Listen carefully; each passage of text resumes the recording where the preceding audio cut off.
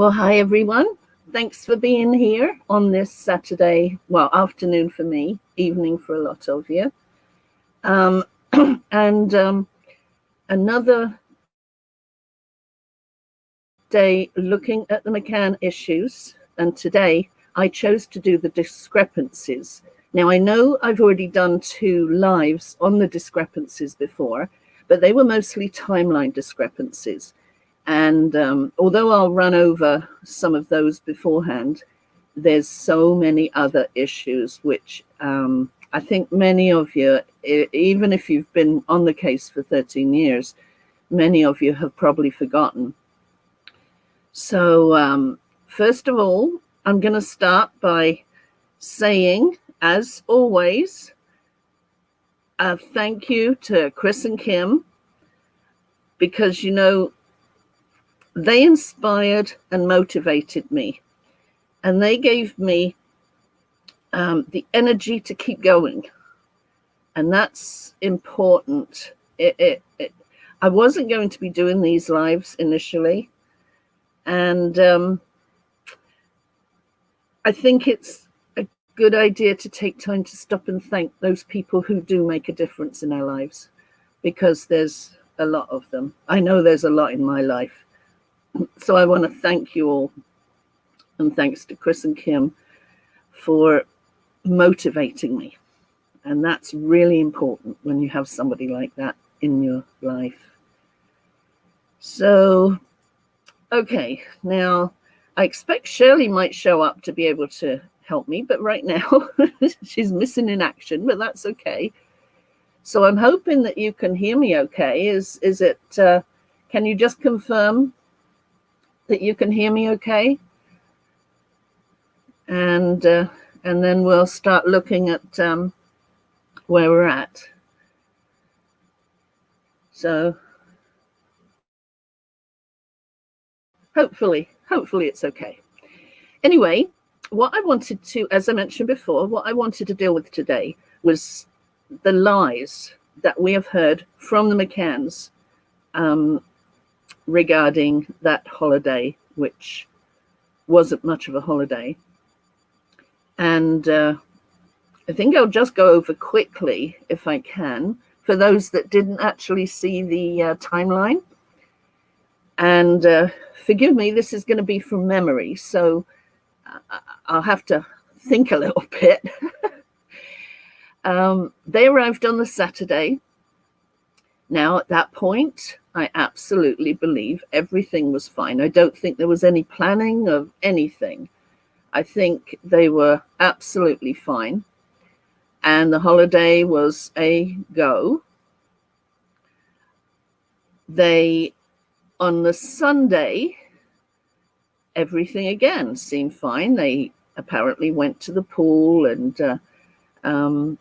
everything followed through. Monday was a really curious day because we didn't get a lot of information about Monday.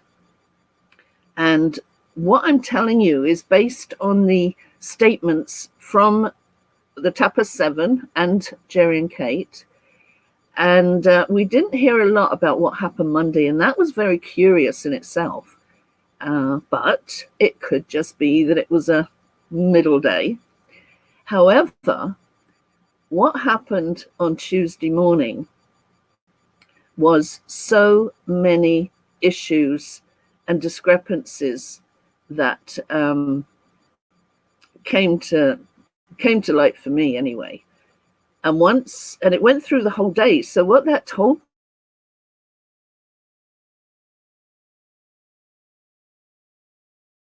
me start. And now the initial video that I was going to show you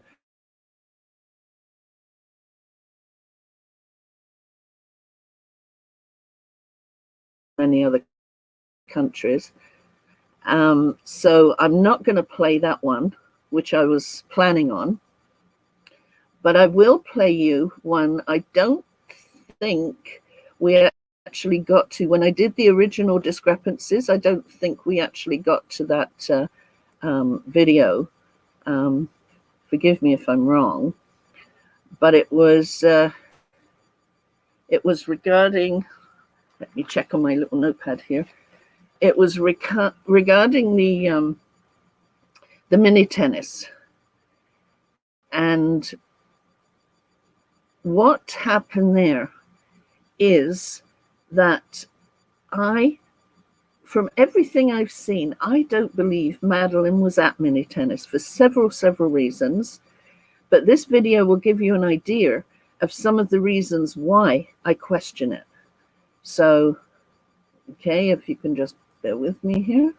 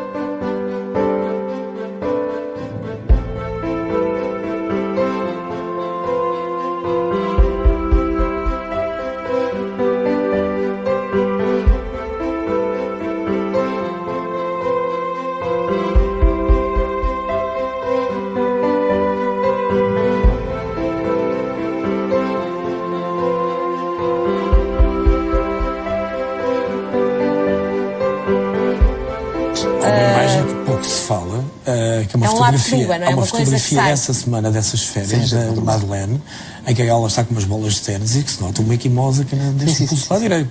E isso passou por cima. A senhora terá dito até que sabe seria, mais do que aquilo que disse. Que seria uma queimadura solar. Nunca tinha ouvido falar nisso. Mas existe. Está bem, mas diga-me lá, sabe mais, tem mais informações do que aquelas que... Neste momento, na altura já tinha, estava no processo e... Portanto, sabe mais do que aquilo que já revelou, quer no documentário, quer muito mais.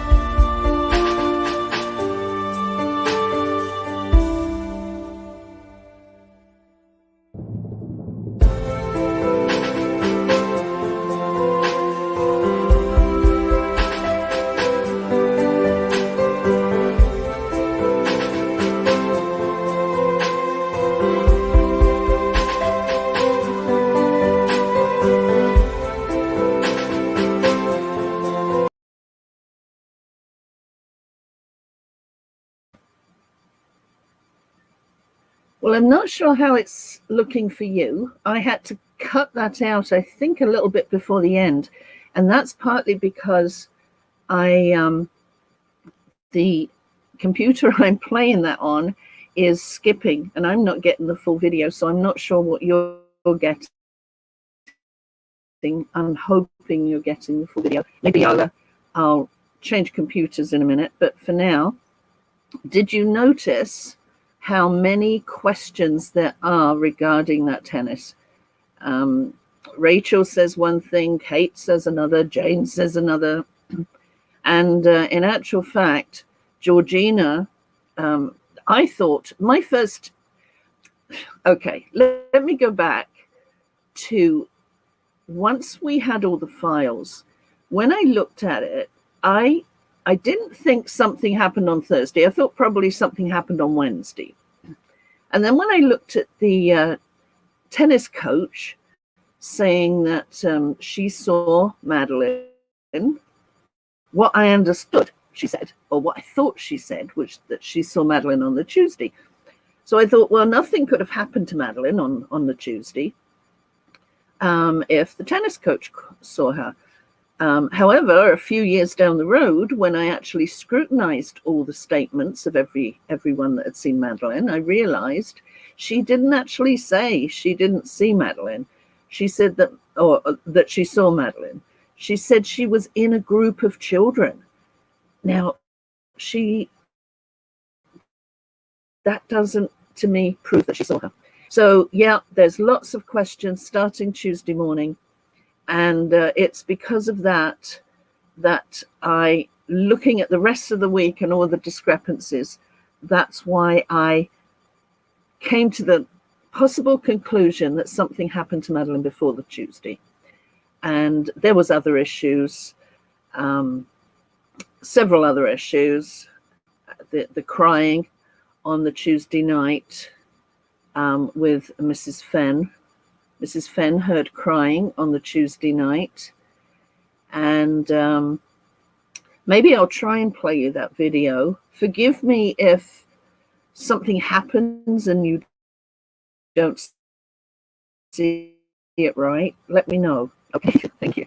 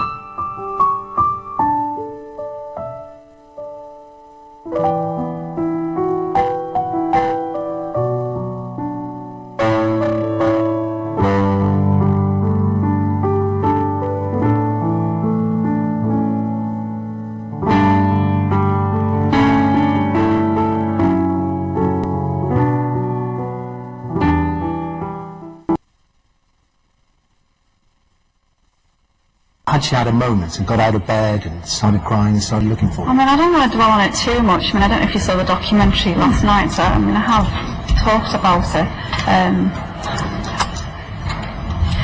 Madeleine made a comment in passing that, where were you when I cried?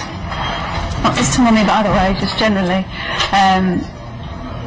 It just seemed a bit odd. I mean, it was a very kind of passing remark, and we just thought she doesn't usually wake up, and she woke up, that means that, you know, she must have fallen back asleep very quickly. And then she moved on. You know, she moved on.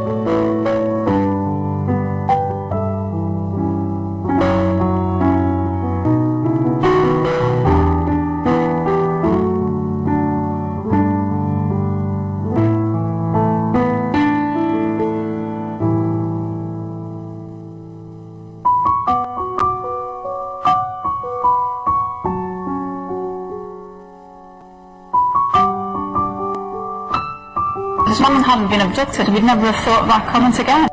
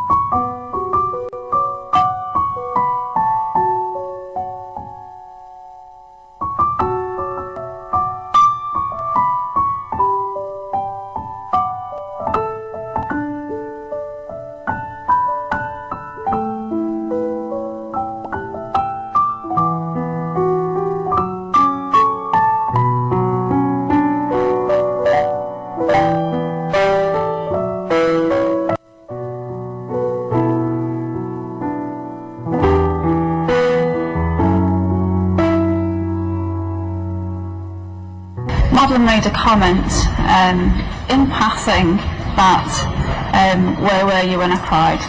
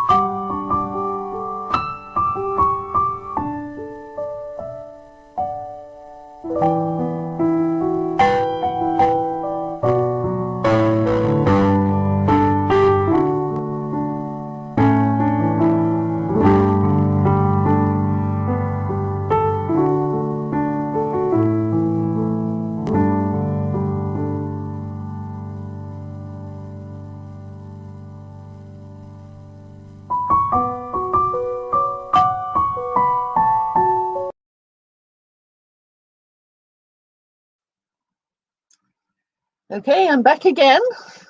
I got changed in the meanwhile. Hopefully this will work a little bit better than the other one. So from that video, did you manage to see, there are two parts, I'm not going to play the second part for now, that there was an issue that on the May the 4th, Jerry and Kate both said it was the twins that were crying. And Kate wasn't, well, she may have been interviewed on the 10th. We don't know about that for sure, but certainly there's nothing in the files. But on the 10th, Jerry changed it to, I think it was Madeleine and Sean. Now, that's one thing, but what I discovered was that supposedly Kate told Rachel and Jane on the Thursday night what had happened about the crying. Now, on the Friday morning when Kate was interviewed, she'd said it was the twins that were crying. So you would expect her to have told Rachel and Jane that the twins were crying. But in their interviews, they claimed that it was Madeleine and Sean that were crying. Now, that told me, or suggested to me, that nothing was actually said on the Thursday, and they took on the details that were changed on the 10th. I'm not sure if you get me. I hope you can understand that. But yeah, there was definitely some question about that. And we have the other, there's actually 3 crying incidences. But for now, I think I've got, I started adding so many things that I don't know even if I'll have time to get through them all. But anyway, let's try. So now I'm going to do it in order. Now they're all random, not because I chose them to be random, but they're all different topics because there are issues with all the different topics in the case. Now, in this case, this is a video of Gonzalo Amaral explaining about the pink blanket. So what happened is that there was a pink blanket that was supposedly Madeleine's special blanket. In the forensic photos taken after the supposed abduction, the blanket was there. After that, nobody knew where this blanket had gone. I question the fact that if it was Madeleine's special blanket, if it was Madeleine's blanket, they took it on holiday because it was special to her. You know, you don't just take any blanket. You know, it's. I'm thinking it had to be special to her. Now it disappeared. Now, if something happened to Madeleine, you'd think that they'd take that blanket and use it, and that's what may have happened. And I believe that's what the police believe happened too, because the blanket was nowhere to be seen. Here's Gonzalo Amaral explaining it. I hope you can understand the text under the video. De facto, quem vê com atenção este comentário e quem viu a entrevista à Ofra, há ali uma coisa gravíssima. Fala-se de um cobertor e do cobertor dela da menina. E a questão é esta: o cobertor ficou para trás, está fotografado. Se é este o cobertor, está fotografado, que é uma manta com que a menina usava, como aquelas crianças daquela idade dormem com essa manta, têm mais apego à manta do que ao próprio boneco. Isso ficou para trás. Ficou para trás como? Não ficou no apartamento, está fotografado. Agora, como é que se fala ao fim de 2 anos que de um cobertor gravíssimo pode nos levar a outro?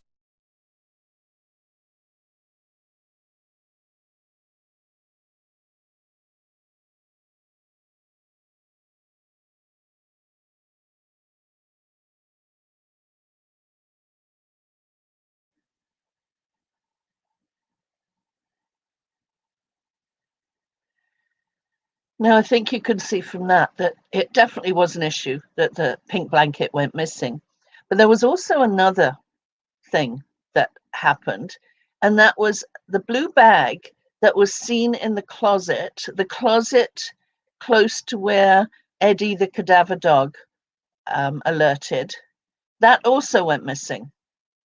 And it was an issue because the police asked several of the Tapper 7 if Jerry had carried a blue bag around with him.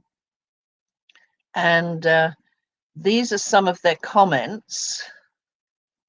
Well, first of all, I'll show you you can see in there that the blue bag was located on that shelf, and Eddie, the cadaver dog, alerted right in front of there. They claimed, and all the friends claimed, they'd never seen Jerry with a tennis bag. That could be questionable. I did find a picture of him carrying a bag, but I don't seem to have it here, of course. But never mind. So, and anyway, the fact that here we have Gonzalo. The issue with the bag is the following. Gerald McCann said at one point in time that he did not have any sports bag. And indeed, a sports bag existed. There are photographs taken inside the apartment. Immediately after the disappearance, an hour later, and the sports bag is there inside the closet and is of a darkish blue color. Thus, those photographs exist, contrary to what anyone can say that they did not own a sports bag. The sports bag was there. So what happened to the bag? What took place next? So here we have a pink blanket, which was obviously something that was important to Madeleine, and a blue bag, which is questionable as to its use. both missing, both there after the so-called abduction. They're both there, but they disappeared, never to be seen again. I think that's pretty sad. You know, when you think about, and here is some of the comments. Well, I can't read them, but there's some of the comments of, maybe I can, that the police asked them, what about a kit bag? Would they have had a kit bag with them? And David Payne answered, he certainly didn't have a great big tennis bag or I mean, I used to be a squash or a semi-professional squash player, and they certainly didn't have anything that I would call a kit bag from days when I played. A lot of sport, if they had a rucksack or and he carries on, and then he goes on to say there was nothing of that size that you could hide a tennis racket in or anything. Now, is that not something that would make you think? Rachel was asked, did anyone else in the group take the equipment? And she said no. So Matthew was asked, do you know whether the rest of the group had taken equipment or was it available to hire?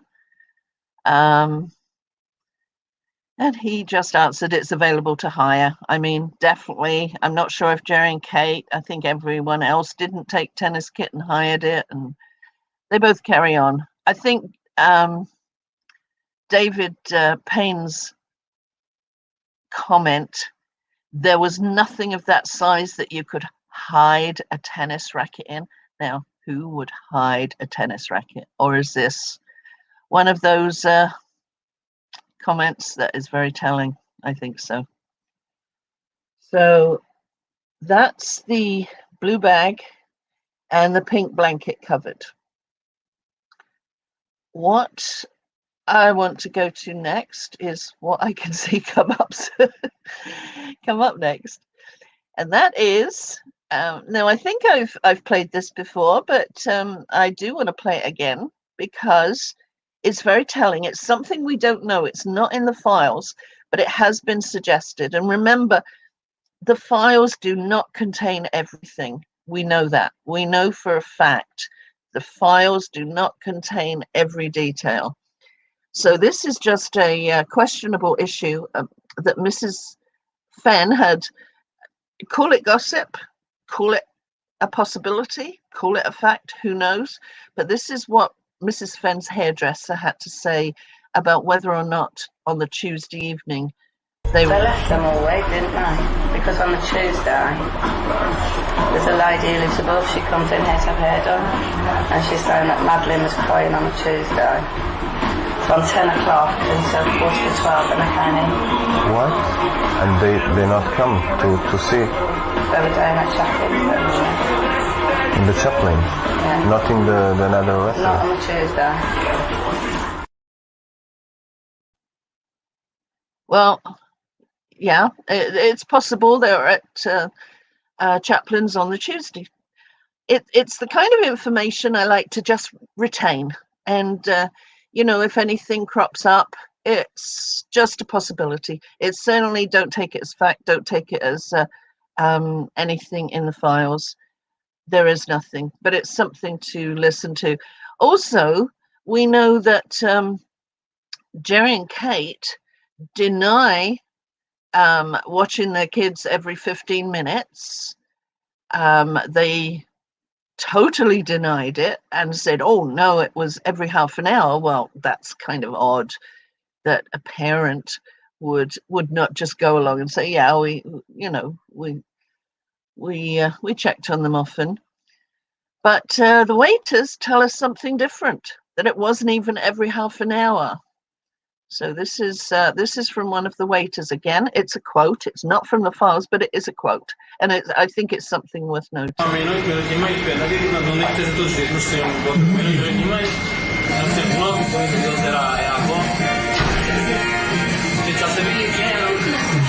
Pero io fortemente no.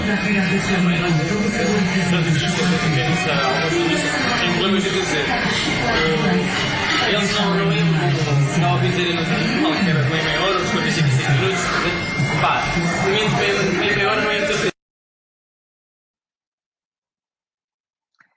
So according to the waiters, the times that they claimed that they got up did not fit with what was claimed. And if you take into consideration that the possibility, I consider it a likelihood, but possibility that something happened to Madeleine early in the week, then we wouldn't be looking at the McCanns checking every 15, 30 minutes or even every 45 minutes. The point is that I believe that the children were looked after. They are,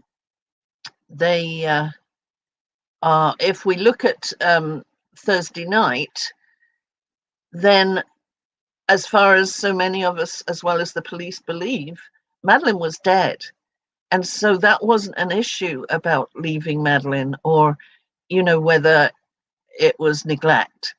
And actually, that's the issue that really gets to me, because as much as it's something that the McCanns have allowed, it's a mantra that they have not allowed anything negative in any of the media, but they do allow for the media to claim that they left the children alone and were drinking over in the tapas bar.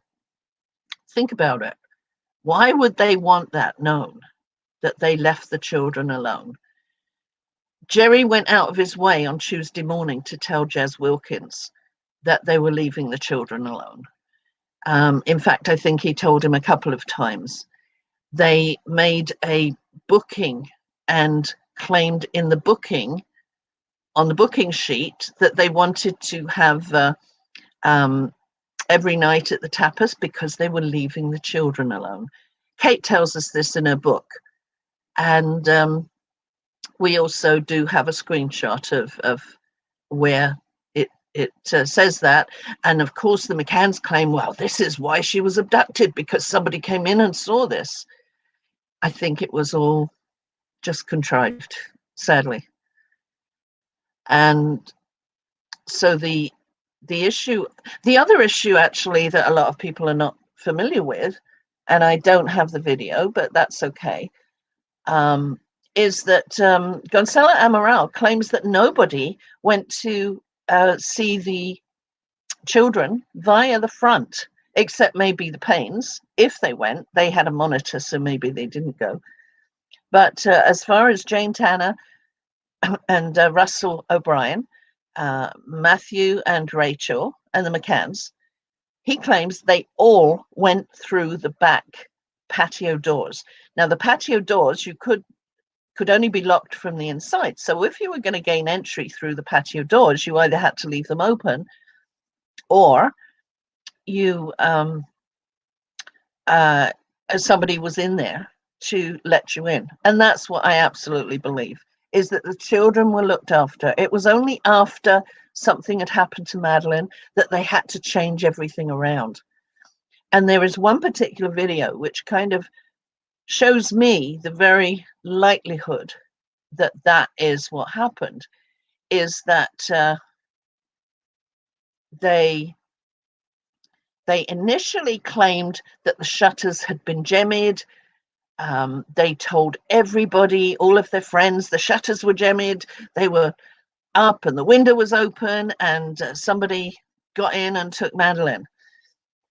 The following day, it was discovered, of course, nothing had happened to the shutters. They weren't damaged. And now on the morning, Jerry had claimed, the following morning, Jerry had claimed very specifically that he'd come in through the front door, he'd used his key to unlock the door and come in and see Madeleine. But funnily enough, a little later, they change it. They change it to claim that, oh no, we came in through the patio doors because I didn't want to wake her up. Now, how odd is that? How convenient. I mean, if they hadn't have changed it, then there wouldn't have been an entry point for the abductor to get in, because it was shown and proven that the shutters weren't damaged from the outside, which they would have been if there was an abductor. So it very conveniently changed.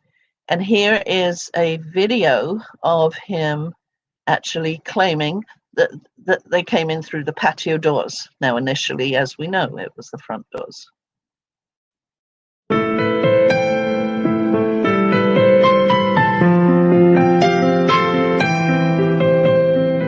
And part of the reason we ended up coming through the back was the noise coming through the front door. You just like, you don't want to disturb them. It's stupid now, but...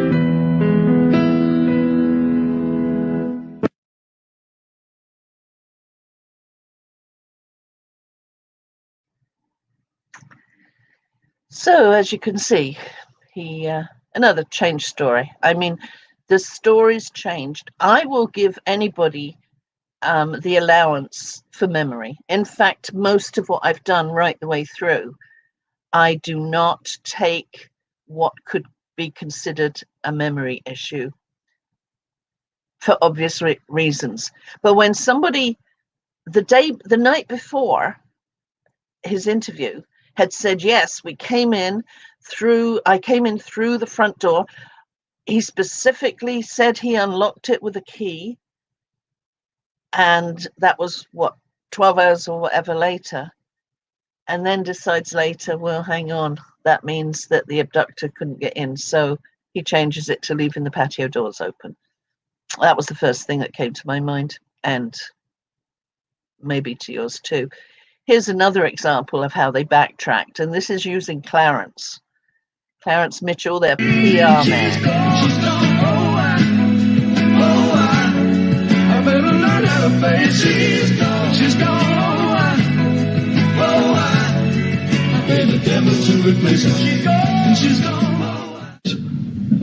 The Kate and Jerry are firmly of the view that somebody got into the apartment and took Madeleine out of the window as their means of escape. The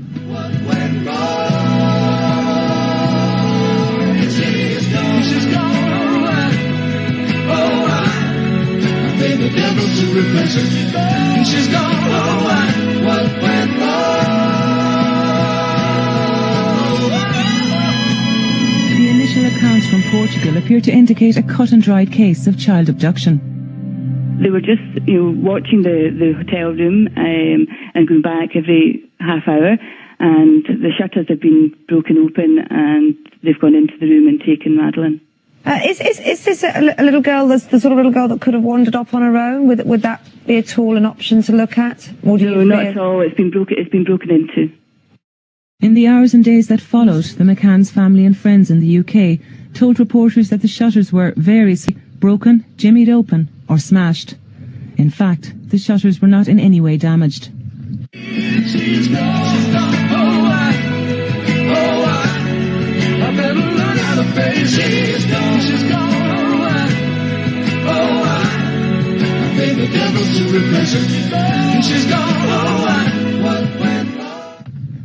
There was no evidence of a break-in, but I'm not going to go into the detail. I can tell you off camera, but I'm not going to go into the detail on camera. But everything I've said, everything that's I'm not going to get into the so we'll stop. But essential to say that the Kate and Jerry are firmly of the view that somebody got into the apartment and took Madeleine out of the window as their means of escape. And to do that, they did not necessarily have to tamper with anything. They got out of the window fairly easily.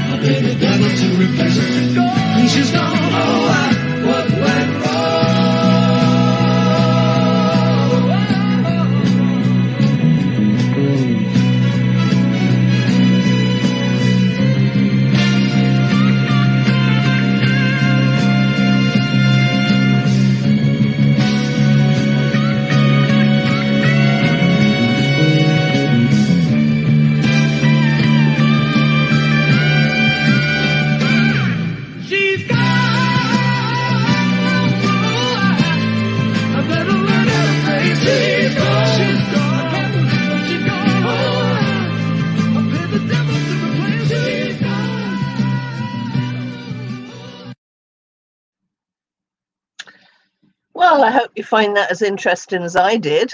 Talk about backtracking. Oh, we've got Shirley's arrived. Hi, Shirley.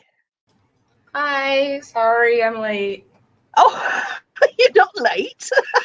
Kind of am, but yeah, I'm here. Okay, lovely to see you, but you're not late. If you're not here, you're not here. But I don't judge you by your time. But anyway, I know you don't, but lovely, yeah. lovely to see you. So now I'm going to go slightly different here. As I said, all the topics that I'm doing right now are not necessarily related.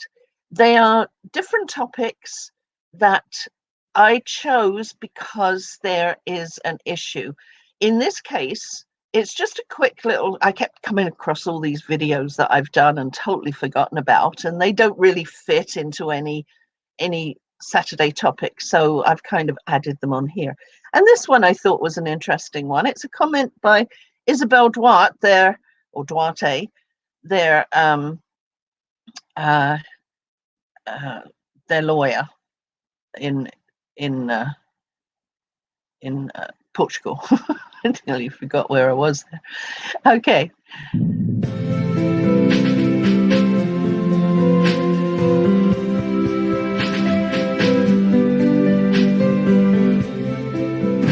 Kate and Jerry McCann are suing Gonçalo Amaral. They say his allegations are false and not only libel them, but also damage the hunt for Madeleine.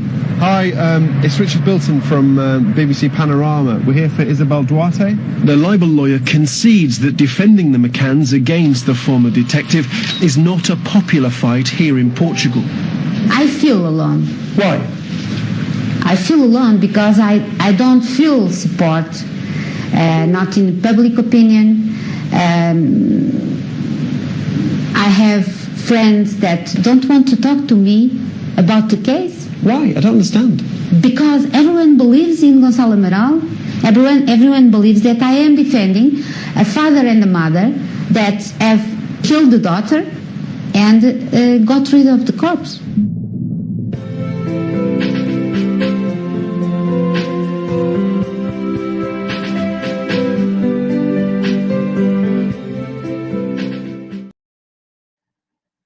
So interesting, eh?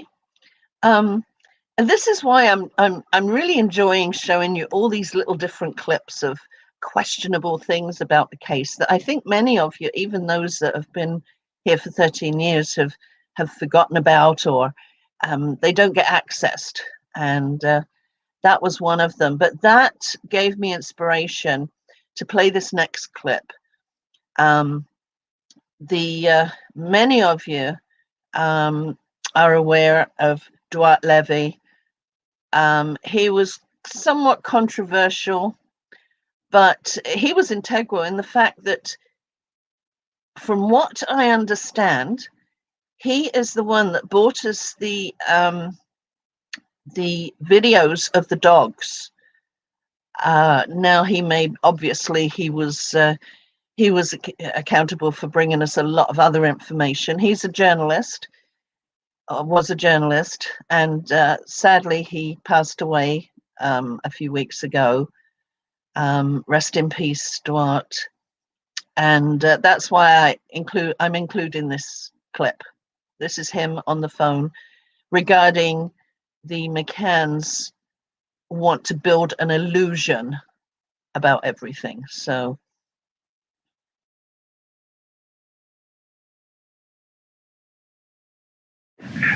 duas coisas são certas. Antes de mais, é que os McCann têm vontade de continuar esta campanha por alguma razão que não é muito aparente à primeira vista, mas o que é certo é que não foi só a saída do livro do Gonçalo Amaral em França, nem na Holanda, foi também o documentário. O documentário que foi colocado na internet a circular, com legendagem em inglês, e eu tive a oportunidade de falar sobre este assunto com o Clarence Mitchell ainda há pouco tempo, foi talvez daquelas, de todos os elementos, todo o trabalho que o Gonçalo Amaral tem feito até agora, foi talvez aquele que mais esclarecedor foi para as pessoas. Principalmente os cidadãos britânicos, que têm pouco acesso à informação no próprio país, puderam ver o documentário com legendagem em inglês, e finalmente compreenderam muitas das coisas que até agora não tinham compreendido.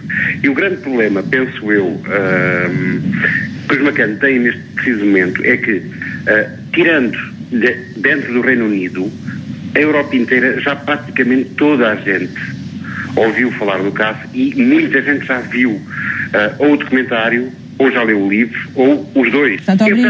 Eu penso que eles tentam manter, especialmente para dentro de Inglaterra, tentam manter a ilusão de que continuam à procura da filha, porque se não o fizerem, eles podem nunca chegar a um tribunal, mas na opinião pública já foram julgados e condenados.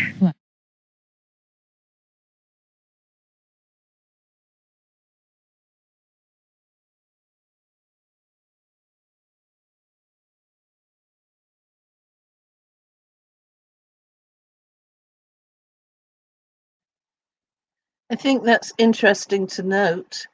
That is that not strange that, as he says, Europe in its entirety have been able to view the Gonçalo Amaral's documentary, The Truth of the Lie, except Britain. And Britain is, or the UK, is prevented from seeing it. The McCanns, well, obviously they sued Gonçalo, or tried to sue Gonçalo about the book, threatened everybody that if they bought the book, even, that they were going to be sued. I mean, this is I've always believed their biggest fear, absolutely their biggest fear, is for Britain to learn the truth about the or the facts from the Portuguese police files. Everything they do, everything is to stop Britain finding out about the files. I was going to do another video there, but I'm going to go straight to, I don't think I played this before. I think I spoke about it. It's how the McCanns, we, as I've mentioned many, many times, and will continue to mention many, many times, is that it's thanks to the members and admin of the Maddie Case files for translating laboriously. They translated over many years. Still, I remember Inez was still translating 4 years later. And Astro, Joanna Moray, Kazlux, they were all helping, but there was a lot of others that helped at the time. They are professional. I can't say specifically professional translators, a lot of them, but I know they're Portuguese, and every file that has been translated can be compared to the original. So anybody who has any questions about the files not being correct, then they just have to look at the Portuguese and translate it themselves and let anybody know that it was wrong.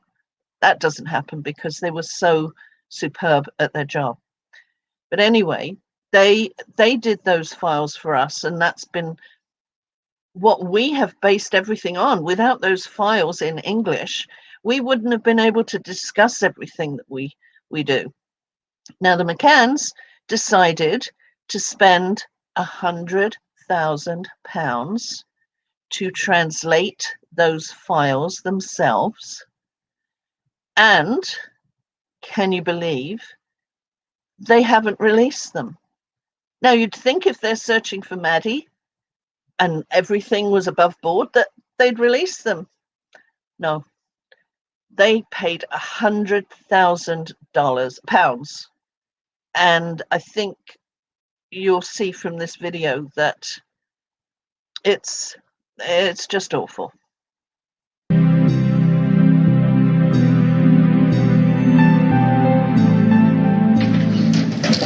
When the Portuguese police shelved the case last summer, they released 30,000 case files. Kate has spent the last 6 months going through every document. The vast bulk of it was in Portuguese, so we then had to get it all translated, which probably cost us about £100,000.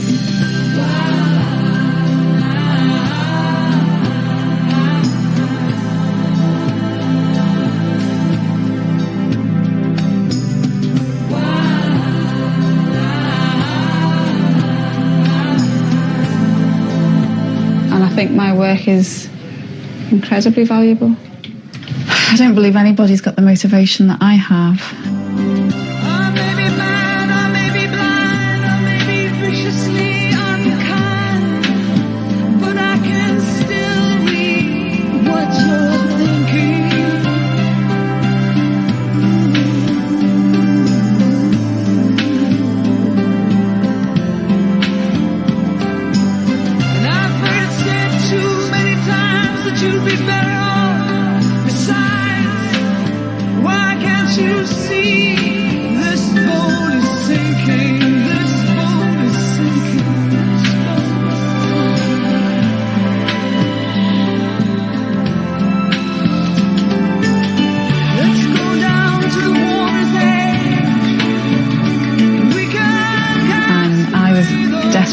Through this myself because I knew that I'd be going through it with a fine-tooth comb.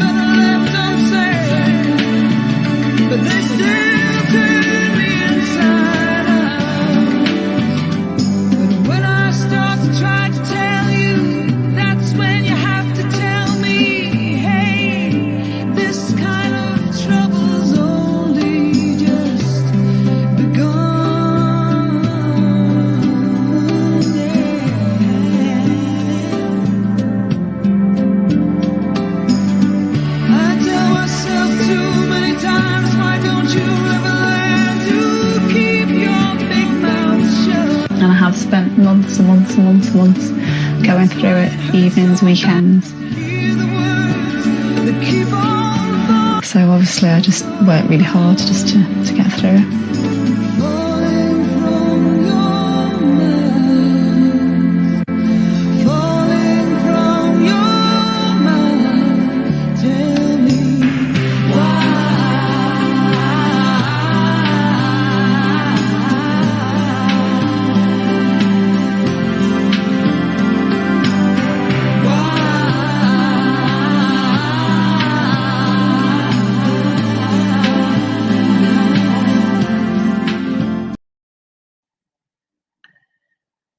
Quite amazing, isn't it, that they could pay that amount, and from what we can make out, it was likely from the fund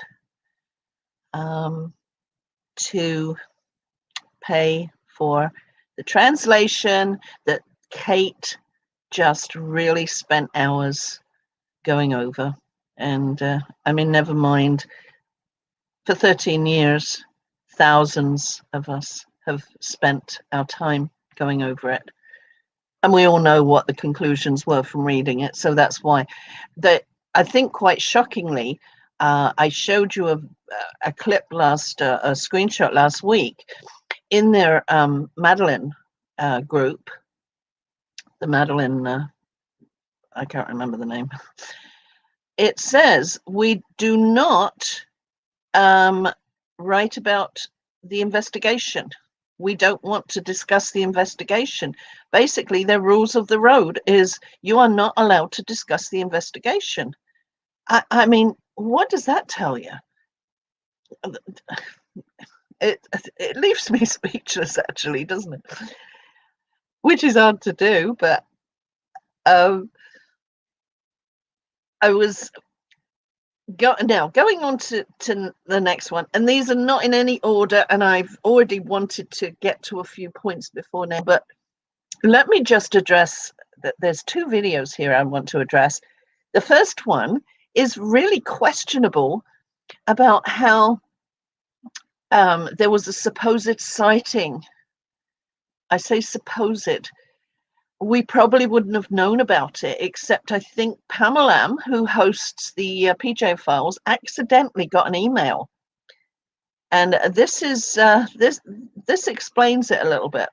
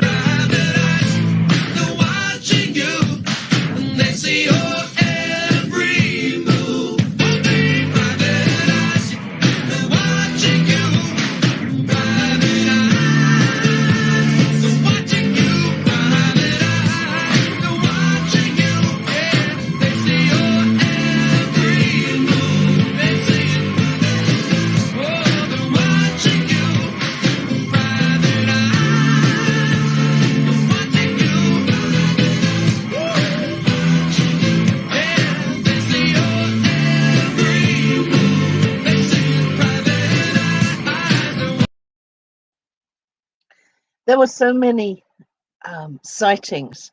Gonzalo Amaral himself quotes on a sighting from Morocco,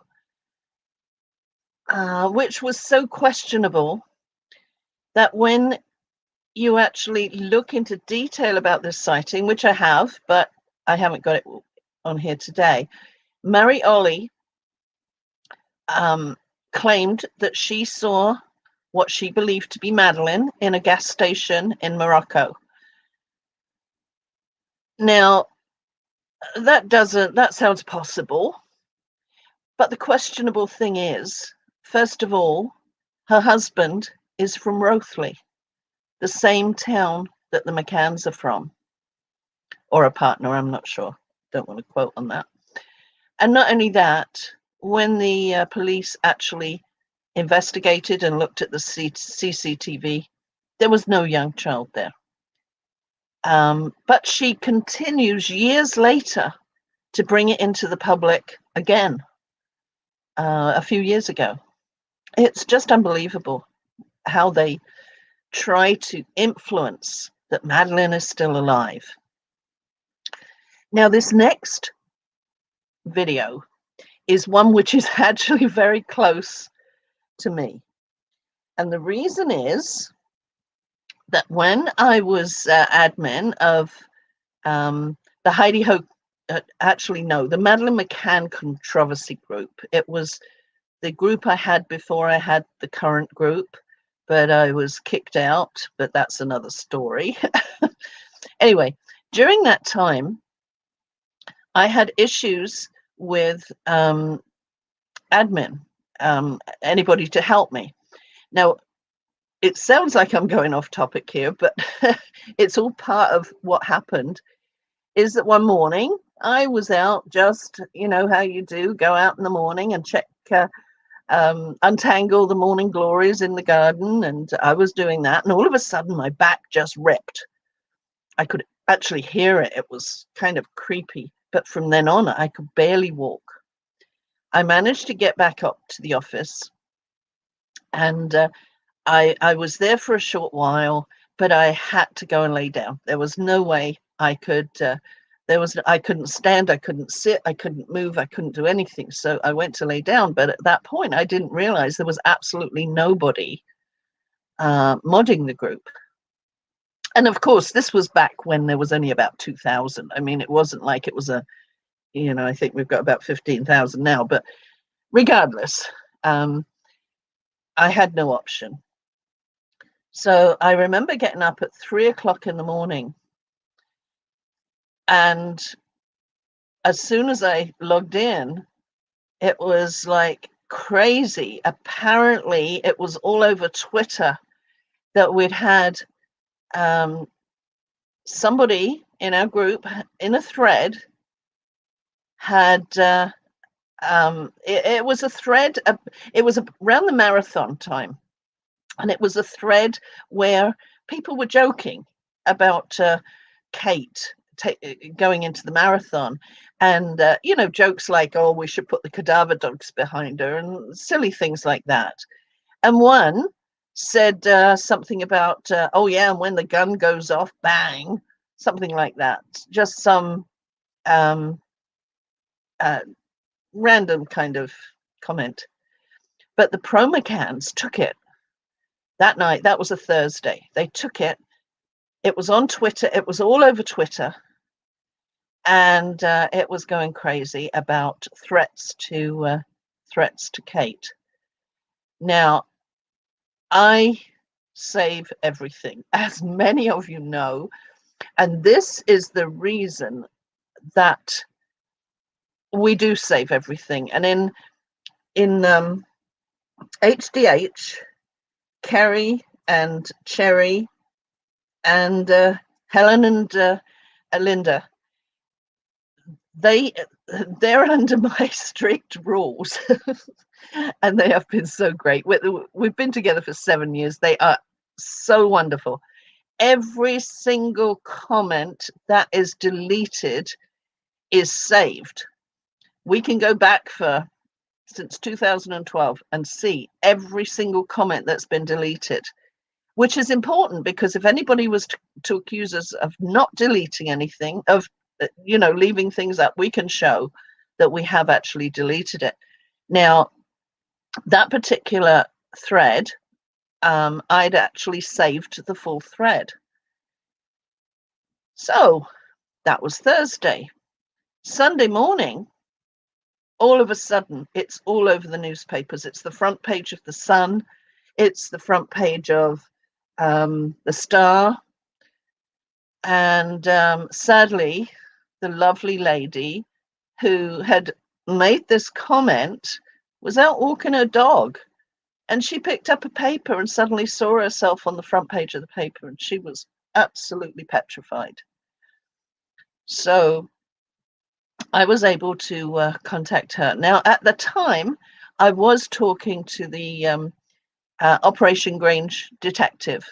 I was in touch with him. So I contacted him and I was able to give him the full thread. This is all part of why we save everything. I was able to send him the whole thread so he could see it in context, that it meant absolutely nothing. Now, this is how great Operation Grange were, or this particular detective. He told me to tell her not to worry, and he was going to try and contact her and let her know that. Now, I was working that morning, and he'd actually tried to phone me a few times, but he wasn't able to get me. But in the meantime, he wanted to get to her before his colleagues got to her, because he wasn't sure, I guess, how they would deal with it. So anyway, it all worked out that his colleagues actually got in touch with her and assured her that it was they recognized it was all out of context and that there was nothing to worry about. Although I'm pretty sure she was pretty upset about it for a long time later. And she was so lovely. She sent me a little teddy bear and some flowers. Teddy bear was to be called Justice. I still have him, of course. Now, this video explains that, well, what happened, that was then. 2 weeks later, if you can believe it, the McCanns got onto the front page of the Star insinuating that the twins were in danger of this gun nut. And when I realized that, I actually contacted security at the marathon, because I realized that because of this front page on the Star, that the security at the marathon were going to go all out to try and prevent this gun nut threat. I mean, it was so ridiculous. But this is what the McCanns did. They put it on the front page as if it was real, 2 weeks after it had all been sorted. So I was able to contact them, give them the name of the detective that I'd spoken to, and hopefully reduce some of the police time. So I know that was a long explanation, but it's very close to us. And I think it's important to kind of give you the details of what actually happened. So this is the video I made because of it.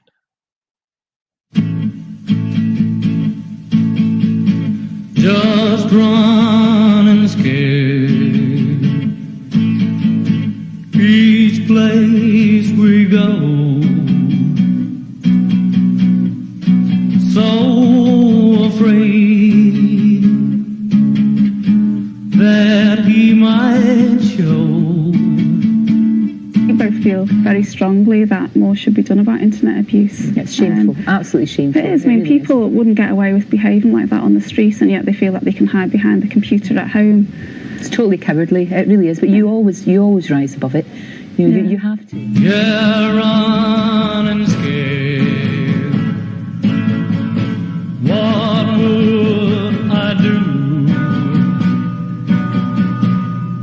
if he came back and wanted you? Just running scared. Feeling low, running scared. You love him so. Just running scared, afraid to lose. If he came back, which one would you choose?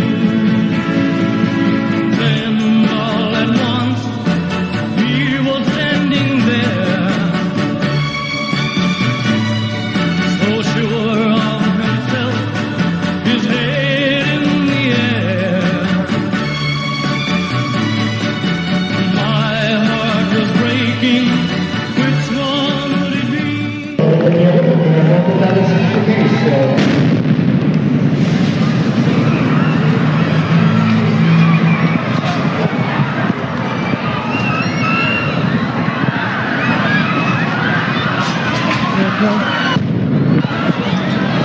Fucked up over here.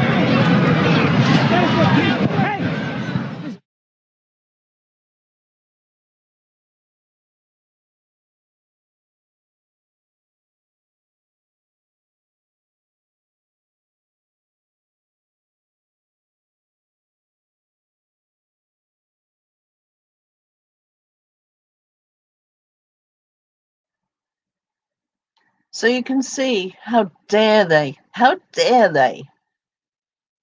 go to the front pages of the Star and suggest that Kate was under any threat when they all knew, and it was totally confirmed, that there was absolutely no threat.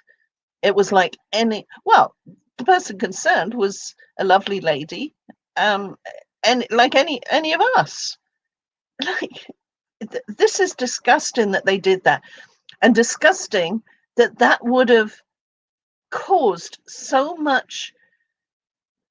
The security would have had to have done something about it, and hopefully, although probably it still was upped a lot, hopefully the fact that I was able to let them know to contact the detective at Operation Grange, that it was absolutely zero threat. I mean, but this is what happens.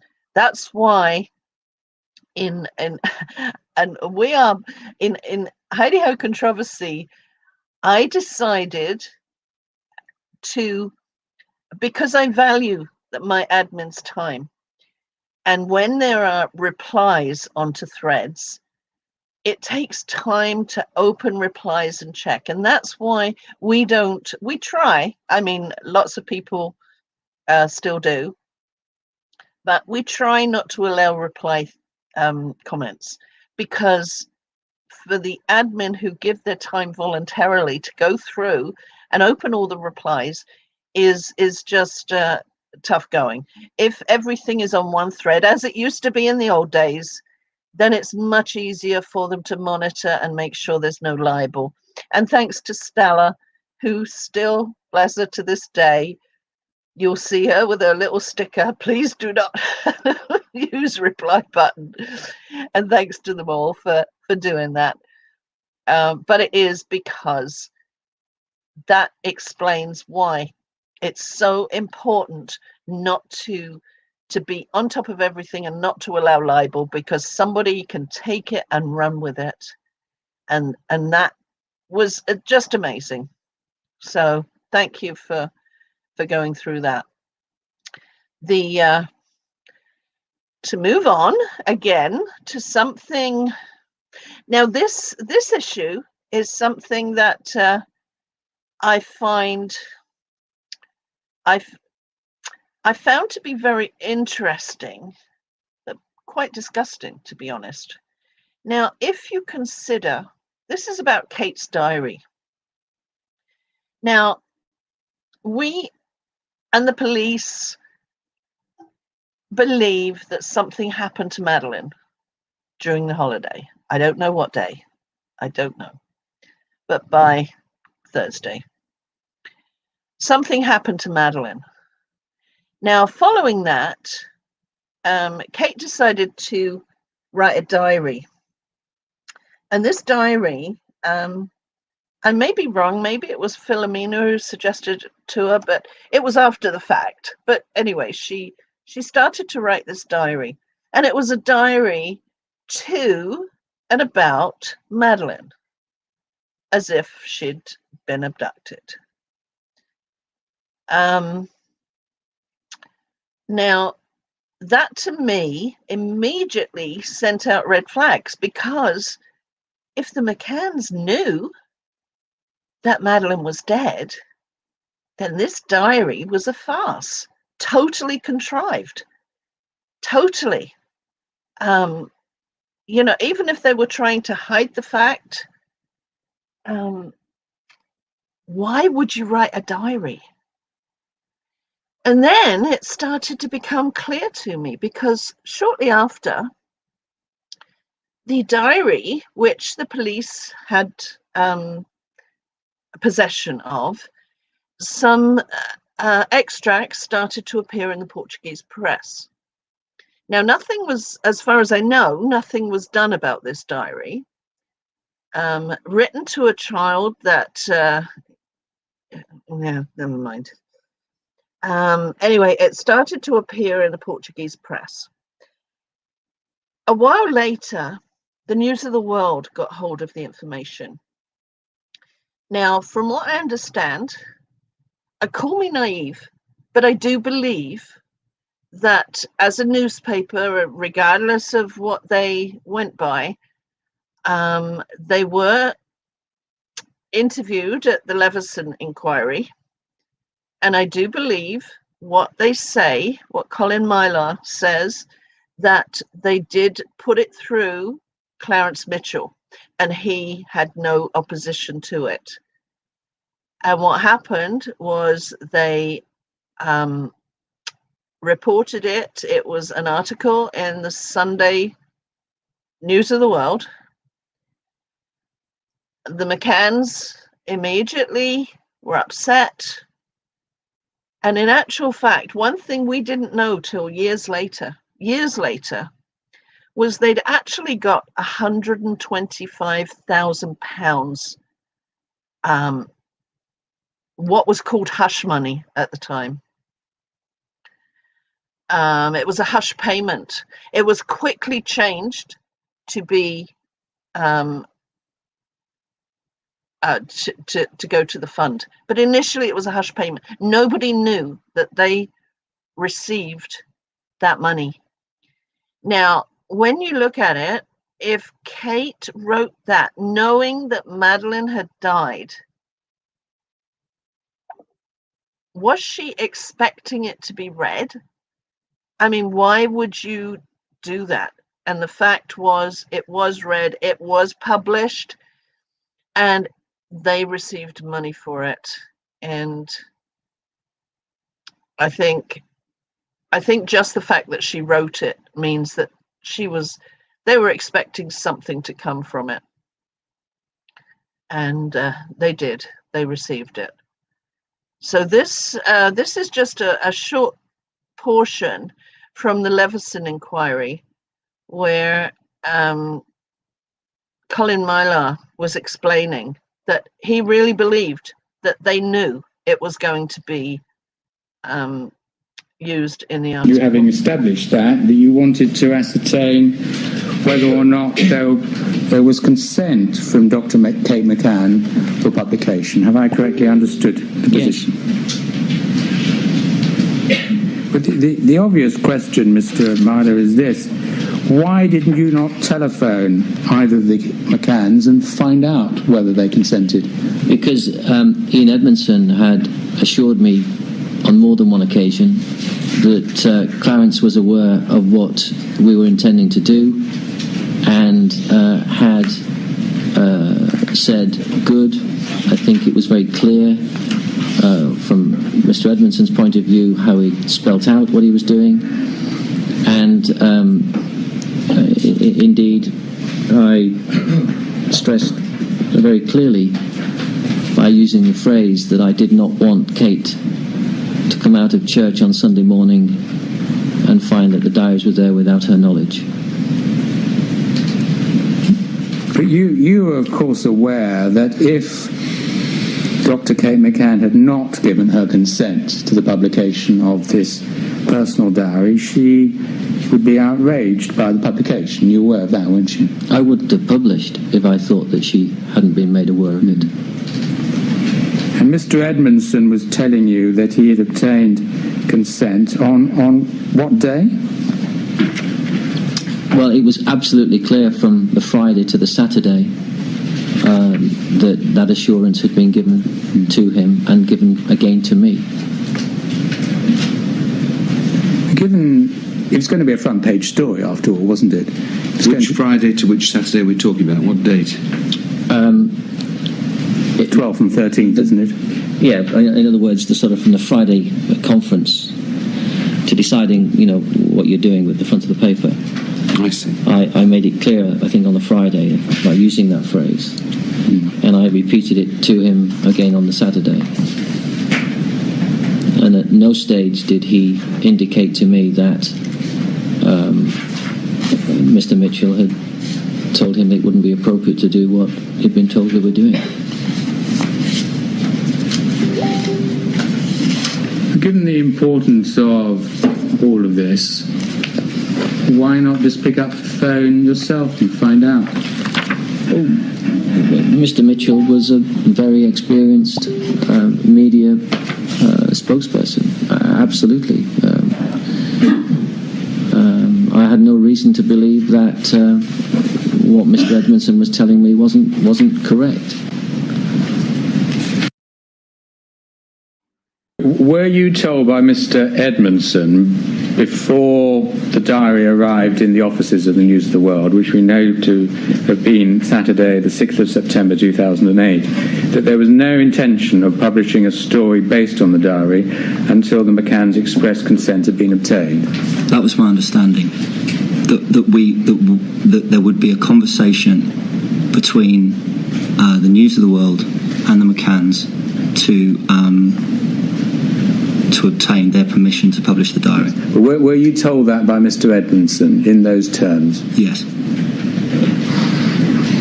And did Mr. Edmondson ask you to track down the person who was in possession of the diary and was leaking extracts of it in Portugal? That's correct.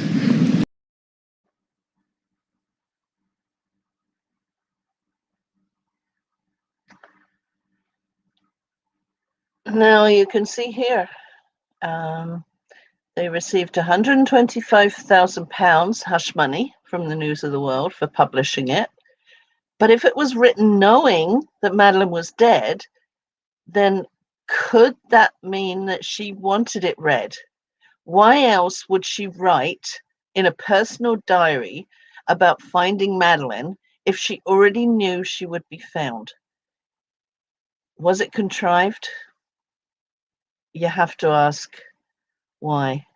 And I certainly have always questioned that diary and the fact that I think it was written for a specific purpose. Now, whether that purpose was to receive money, as they did, the £125,000, or whether it was written to confirm that Madeleine was still alive, make it look like Madeleine was still alive, I'm afraid I don't know. Talking of Madeleine as a name, Carrie reminded me of how very early in this case that the McCanns insisted that she wasn't to be called Maddie, that Madeleine was her name. And I found this from the official Find Madeleine campaign. Margaret, Jerry and Kate do not want the press calling Madeleine Maddie. They have specifically asked them to call her Madeleine. And if you're mistaken, and it's important to them, if it was your child, would you want the press calling your child something they did not want to be called? Madeleine does not want to be called Maddie, and Jerry and Kate do not call her Maddie. The press are essentially changing her name to take ownership of her and the story. For those reasons, it's important to Jerry and Kate. And somebody said, really? Didn't Jerry call her Maddie on his Friends Reunited page? Well, just so happens I have his Friends Reunited page here. And when you look in, you can see, back in Leicester, looking for a job. Now a father of 3 with Sean and Emily and Maddie. Why? Sometimes I think very early we used to think, and it could be possible, the crying episode, which was Mrs. Fenn heard for an hour and a quarter, crying out for daddy, daddy, daddy, as I played earlier. Some, including myself, thought of the possibility that it could be Maddie, that maybe it was Kate calling Maddie or somebody calling Maddie. And is that why? Is that the reason why they didn't want it known that she was known as Maddie?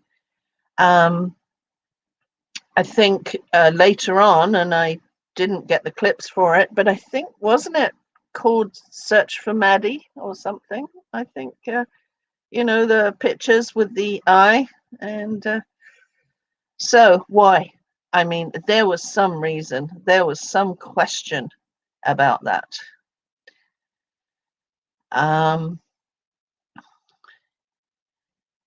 Now, the next thing I hope you're still with me. I'm trying to get through these, and it's probably better that I play videos than you listening to me talking.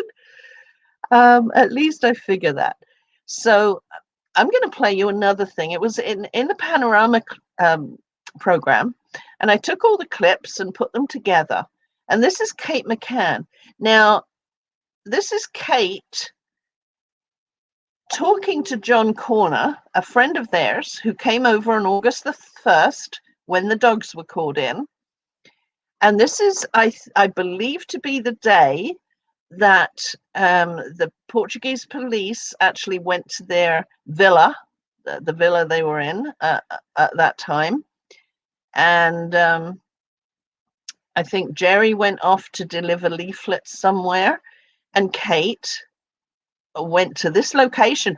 I've searched and searched for this location. I don't know where it is. If anybody knows, please let me know, because although it's probably of no importance, it's just one of those curiosities, and I researched it so much but didn't come up with anything. So this is Kate, and I'll leave it to you to make your decisions on this. No, I was never guiding them off camera, and it's not that.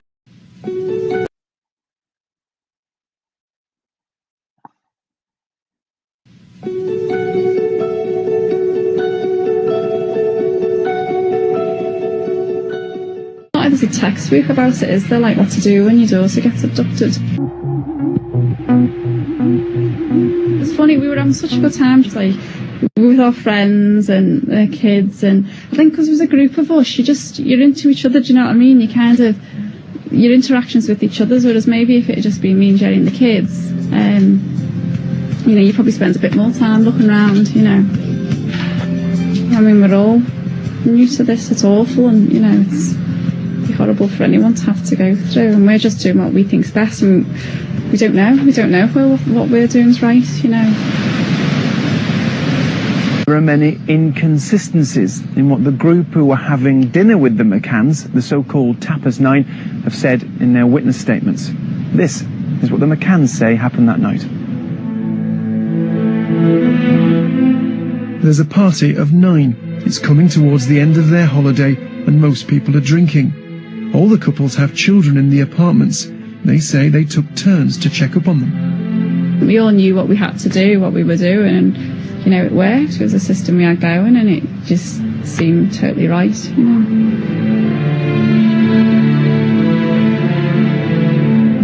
The McCanns quickly grew impatient at the police response.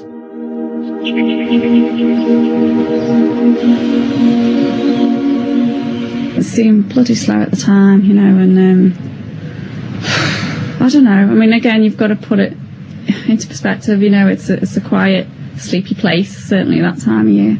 There's no local police, you know, so they have to come from the nearest town. The local police come out. You've got to remember we had the language barrier as well.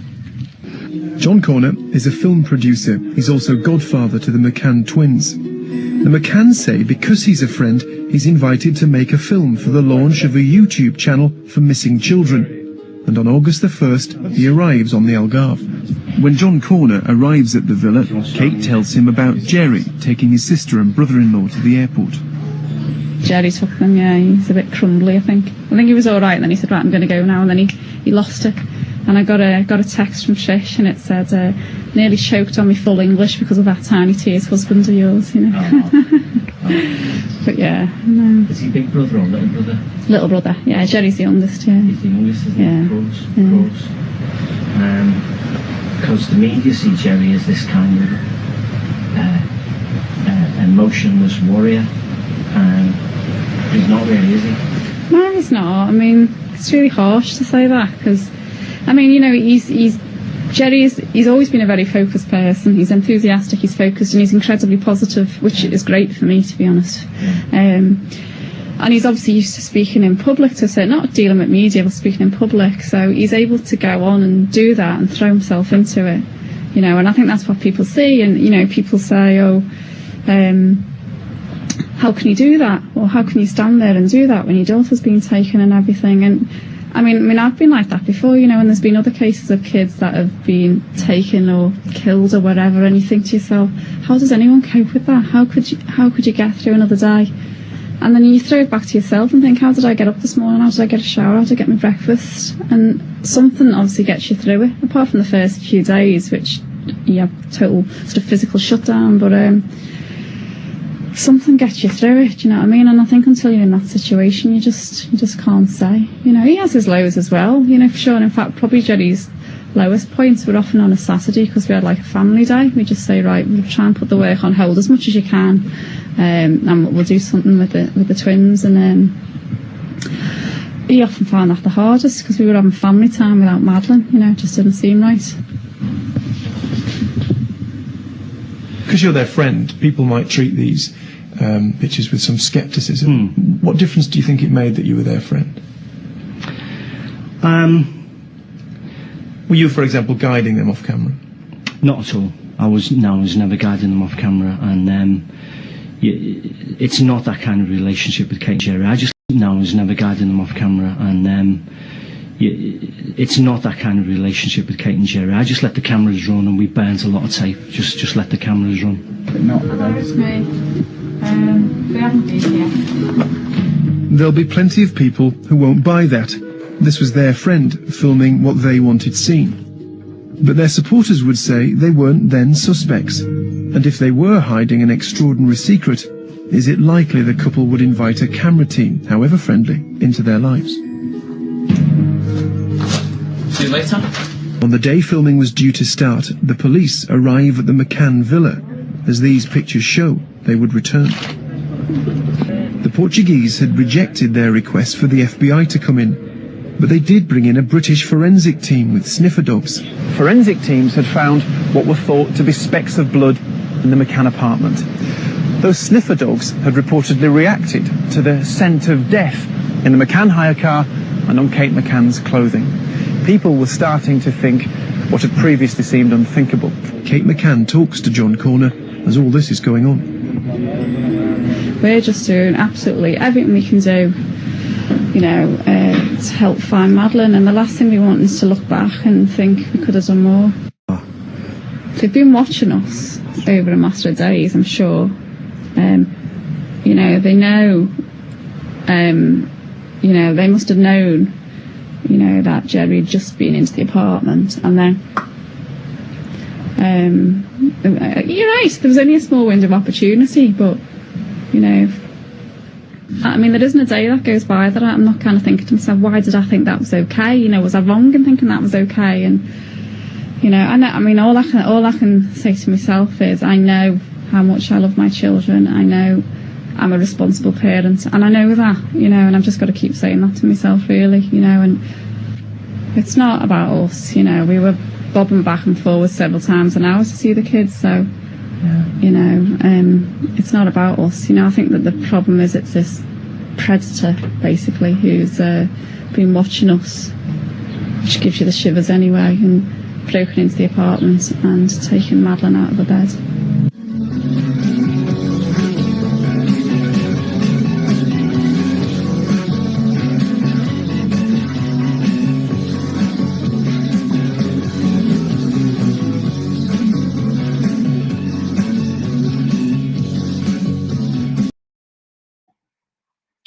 I don't know if you thought the same as me when Kate got to the part. It was something like she said, well, it was either the abductor or they've been killed or whatever. I mean, that is so, oh my goodness. I every time I hear that, I cringe. And I think it's very telling. I think that interview with John Corner is very telling. At the time she was doing that, the police were at her villa with the dogs. So she seems quite unconcerned. So actually, I've been rambling on. I still have more that I want to show you, and I hope it's okay if I do. But I should really recognize the fact that I'm not the only one here, and Shirley's here to help me. How you doing, Shirley? Are you hanging in?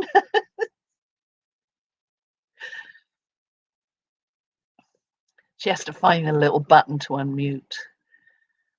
Or maybe she's got something pressing that she's dealing with. No. She has to find a little button to unmute. Yeah. Hold on a second. So, is there anything in chat that I should address before I carry on? Actually, there's one thing I do want to say, and it made me laugh, because I think I was mentioning earlier about how I'm pretty strict with our admin. Poor Kerry and Cherry. Cherry, hi Cherry, and maybe she's bumping all the threads appropriate. But anyway, they and Steph for keeping an eye to make sure people don't use the reply button. But what happens is that, and it's happened time and time again, and Michael has just pointed out that I just noticed that Carrie actually went into his group and told everybody not to use the reply button. And that made me laugh. And they're doing that all the time. They get lost with which forum, which group they're in, and start telling everybody else not to use the reply button. But anyway, but I didn't see if Michael, because someone asked him if he actually listened and did what he was told, but he didn't answer that. So that would be interesting. Yeah, Mike was good. He was an alerter for us for a while. Yeah, but Kerry and Cherry and Linda and Helen, I know all of them have gone into other groups and started to tell people not to use the reply button. The reply function. And of course, it's not their group to admin. They just get carried away. So, but they're great. They're absolutely great. And to answer your question about any questions, I haven't really seen any. Mostly, there's just talk about whatever video that you're playing. So it's causing conversation. That's good. Okay, well that's good. And like I said before, these are odd. They're not random because I specifically picked them out because they generally have a lie behind them, or they're questionable in some form, but they don't necessarily are not necessarily specifically a lie. I just got carried away. So if it's okay with everybody, if I carry on, or if you feel that it's time that I should give it a stop, and we'll carry on later. I'm watching to see. I'm just going to speak for everybody and say I'm sure it's fine for you to show more videos. Everybody's really interested in it. So don't pay attention to the chat. It doesn't matter what they say. Just listen to me. Okay. Well, what is it? An hour and a half now. I try not to go over 2 hours, an hour and a half to 2 hours. Although I think last week I went 3.5, didn't I? Yeah, but that's the thing is, and everybody says it, but it doesn't make it any less true. The time just flies by and you don't even realize it, especially when there's, a group chat going on. Yeah. Well, hopefully everything's okay. So if you can put up with me. I'm sure we will put up with you, Lizzie. I know. And you know what? Everybody says that, and they're so nice to me and kind to me. But, I'm under no illusion, let me tell you. Well, you also have to keep in mind this is the internet, and people have a tendency to say not only what they feel, but they say it normally not very polite. So I really do think that if people didn't want to hear so much from you, they would probably tell you. Oh, Shirley, you're priceless. What can I say? Well, thank you. I don't know if that's a compliment, but I'm going to pretend it is just in case. Okay. Well, yeah, I think most of what I've got left are little odd minute or so ones. I think I have no idea, to be honest. Well, this will be fun for everybody then. You see, the thing is, what I see is my uploaded videos for this live, and they're little squares. They don't give me a title. I haven't titled them. I don't know, maybe I can and I haven't, but I don't know. So I have to draw little squares with pictures of what I see and then put a little title next to it on my piece of paper.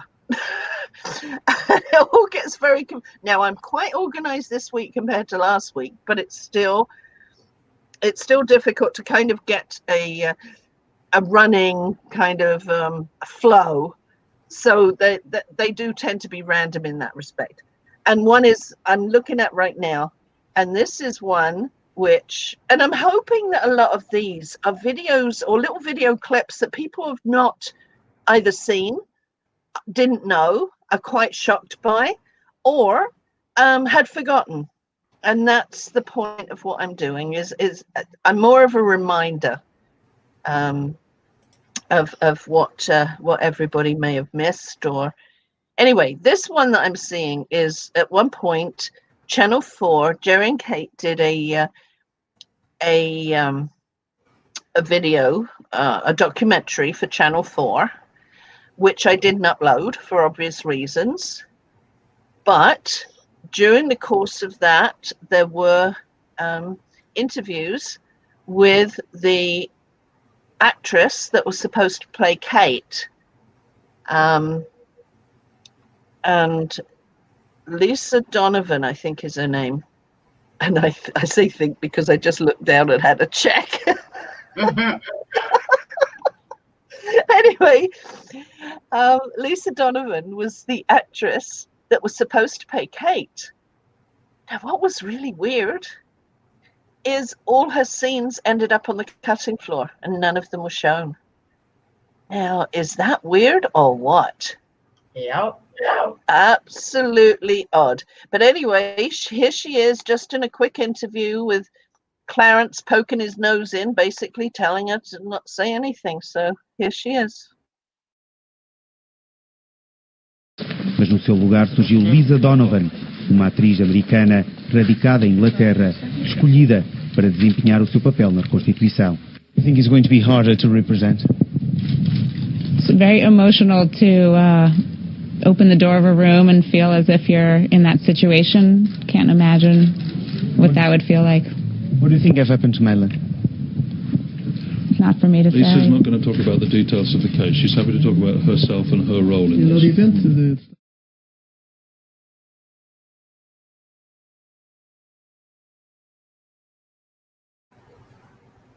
Isn't that odd? They'd go to all that trouble, and she'd obviously done the scenes because she said she felt emotional doing it. Yeah.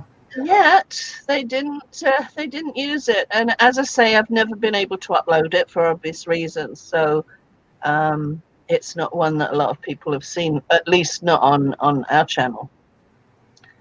So now, oh yes, I have to put, this is a classic clip that I think we all love. It's Wendy Murphy being interviewed on, I'm not sure if it was NBC or something, but she, well, just watch this. We all love this clip. Help solve the mystery of what happened to Madeleine McCann. She, of course, is the 3-year-old British girl who disappeared while on vacation more than 6 years ago. Now Scotland Yard is planning to release a new computerized sketch that shows a possible suspect. Wendy Murphy is a former prosecutor and a child advocate. She joins us now. Hi, Wendy. Good to be with you. Finally, 6 years later, investigators are releasing a computerized sketch of who they call basically a person of interest, a suspect that people saw around the vacation condo that night. What took them so long? I hope you don't mind if I duck that question because I'm not buying it. I mean, I think this is more PR than anything.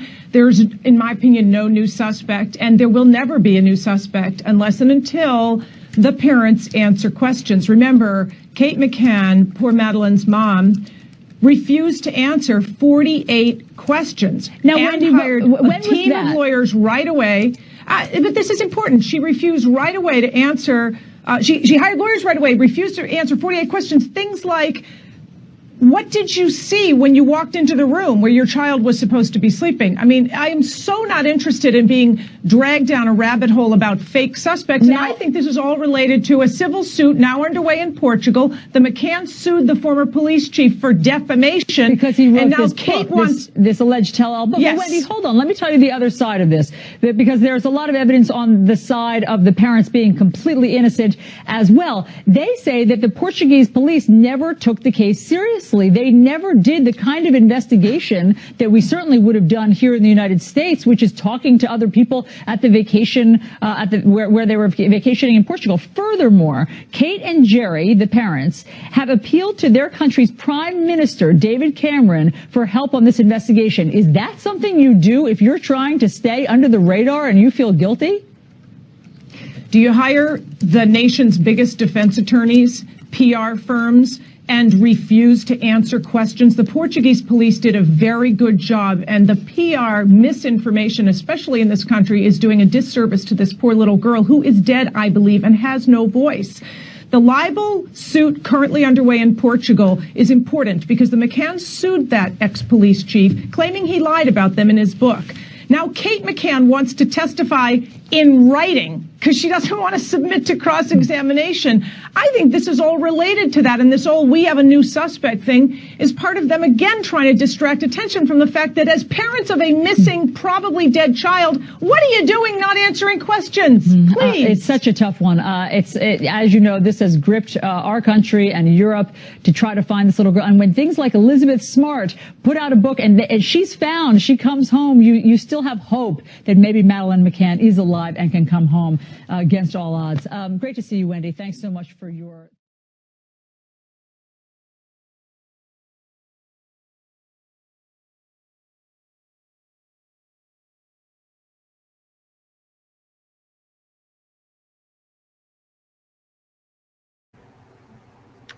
Well, I think it's so validating to see where somebody in the media actually does tell it like it is. And I mean, it's absolutely true what she's saying.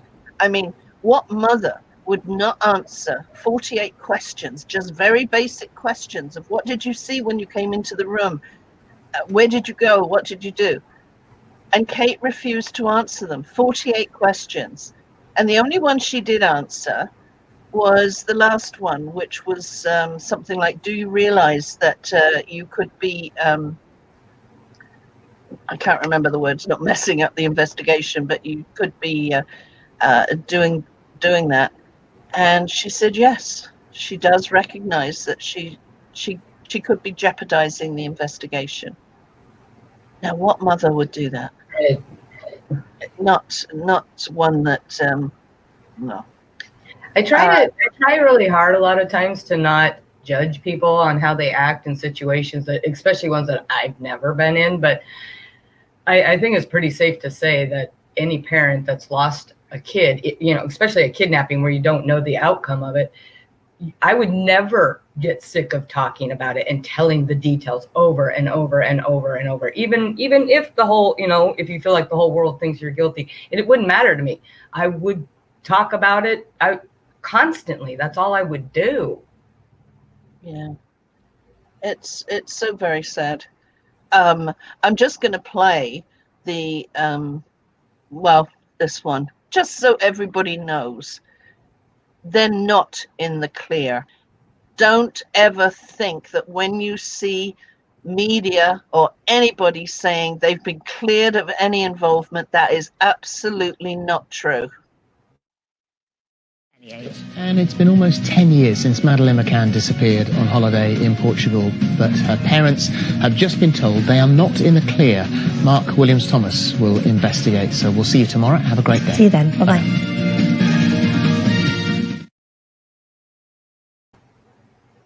Yeah, it was just a short clip. We've got lots more of details of judges claiming that they're not cleared. So never believe that they're not cleared. It's something similar to the fact that nobody has ever been able to prove any of the forensics were Madeleine, but they've never been able to exclude it. They've never been able to exclude any of the forensics from being that of Madeleine. So in this case, no, they're not claimed as guilty, but they're not excluded from being guilty if so found. One of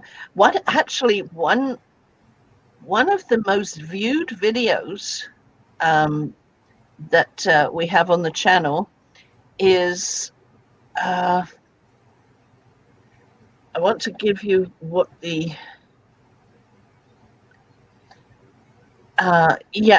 Now, before you watch this next video, I want to show you what the actual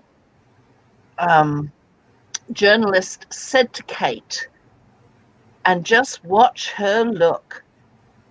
It's classified in the video library as Kate's killer look, and it absolutely is. This is what he asked, and you'll see later how she reacts to it.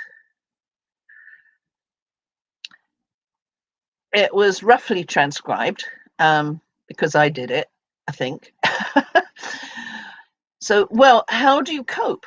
When you speak, you seem relaxed is not the right word. You seem well-spoken. You think about what you say. How do you feel when you're sitting here talking about this awful thing, what happened? So keep that in mind when you look at this video and see her reactions. And it is totally sickening, I'm afraid.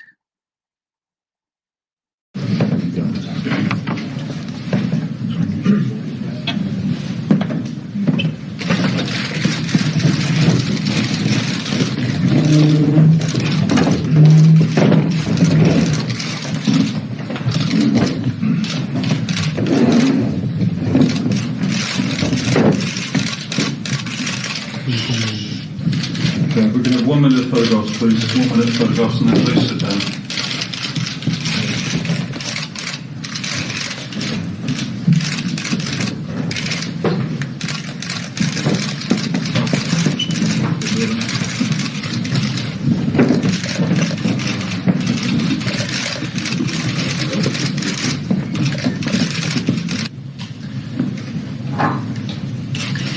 Madeleine was abducted from our holiday apartment 9 days before her 4th birthday on the night of the 3rd of May in Praia de Luz, which is near Lagos in the Algarve.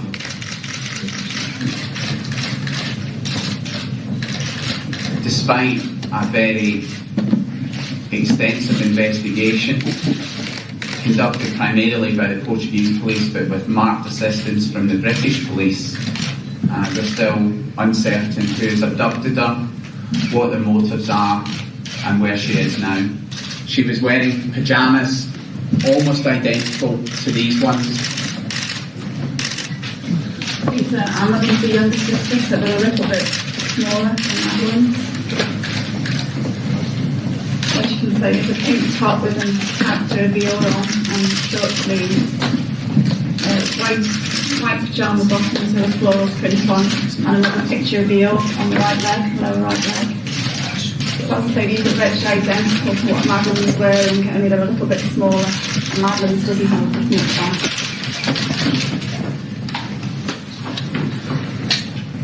And certainly when I've come across similar cases or cases of child harm in the past, I thought, how do people get through that? How do people, and you just don't know how you behave. We didn't know we'd be able to come and publicise it, you know, but we've got to spend from somewhere, and we believe it's vitally important, you know, and I can understand why people would say, how can they do that? Because I would have. But how do you go with these things? You seem, you are, relaxed is not the right word, but you seem very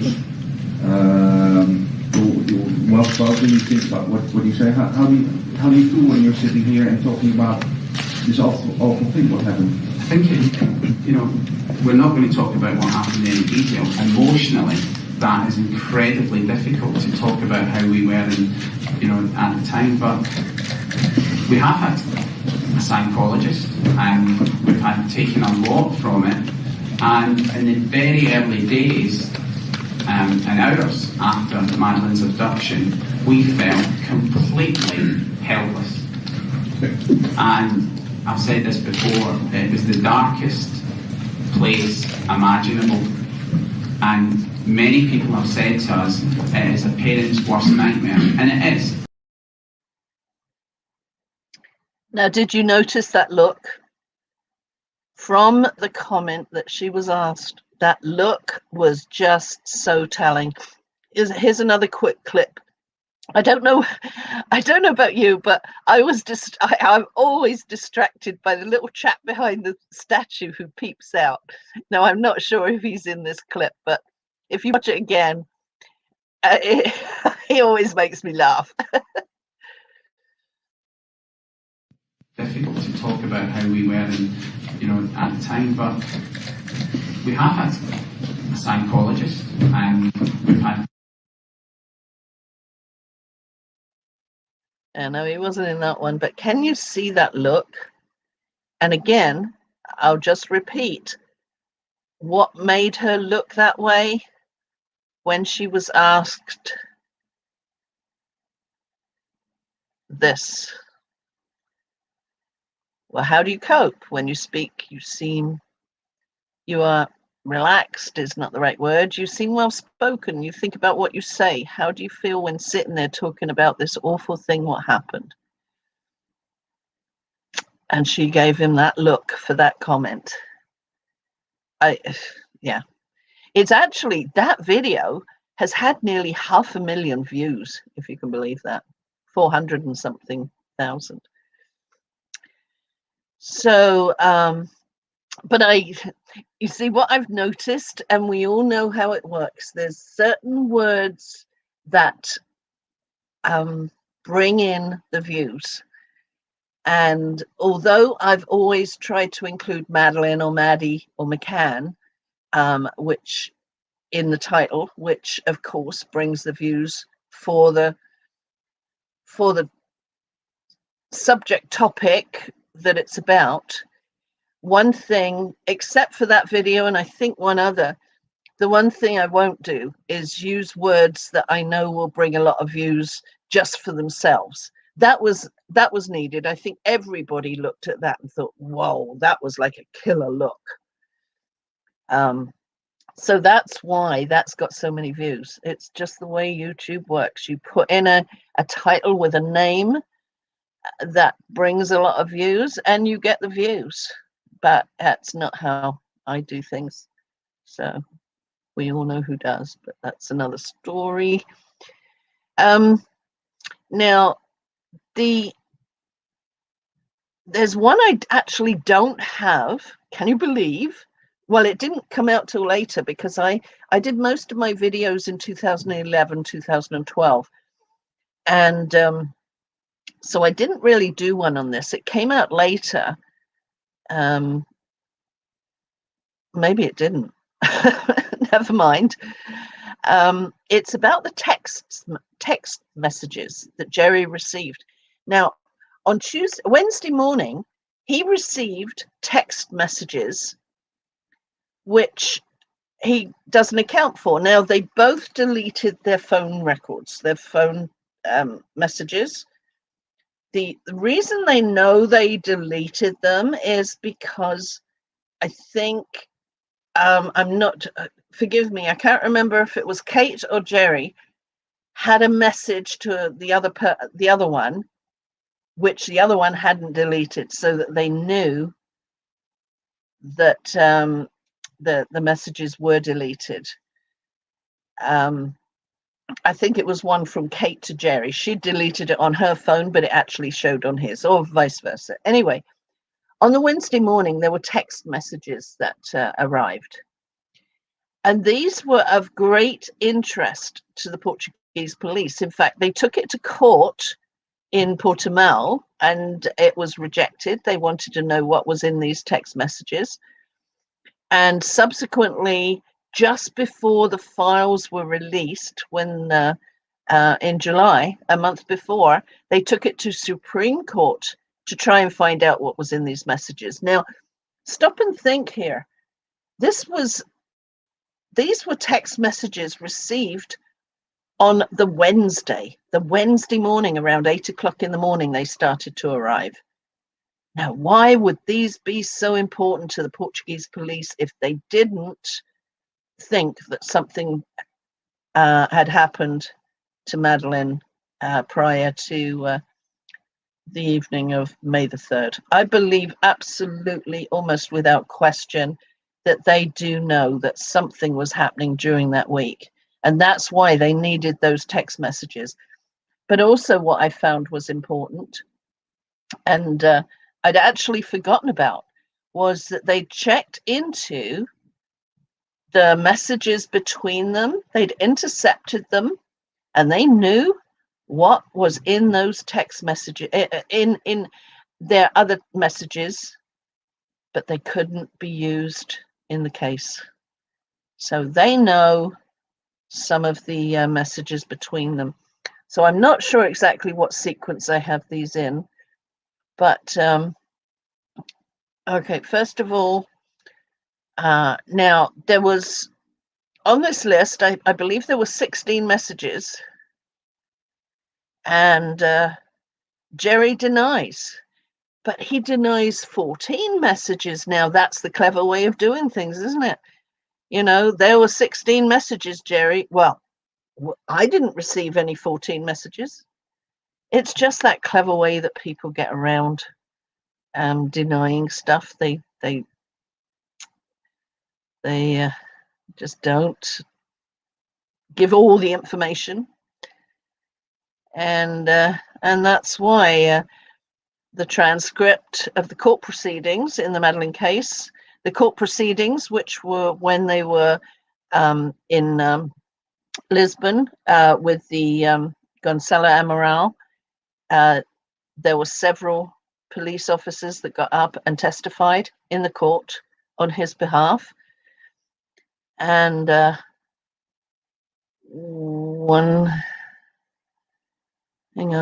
transcript.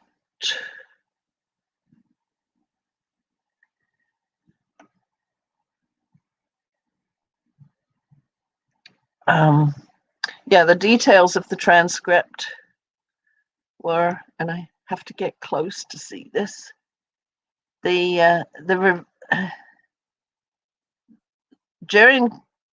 and Jerry McCann may still face charges of neglect. Text messages also revealed in the document are details of a request by the public prosecutor to access the content of the text, video, and audio messages from 10 mobile phones believed to belong to Kate and Jerry McCann and their friends.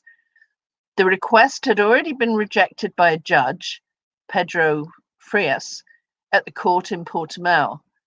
A subsequent appeal by the public prosecutor to be allowed access to these details was presented to the Supreme Court of Justice in Évora and rejected.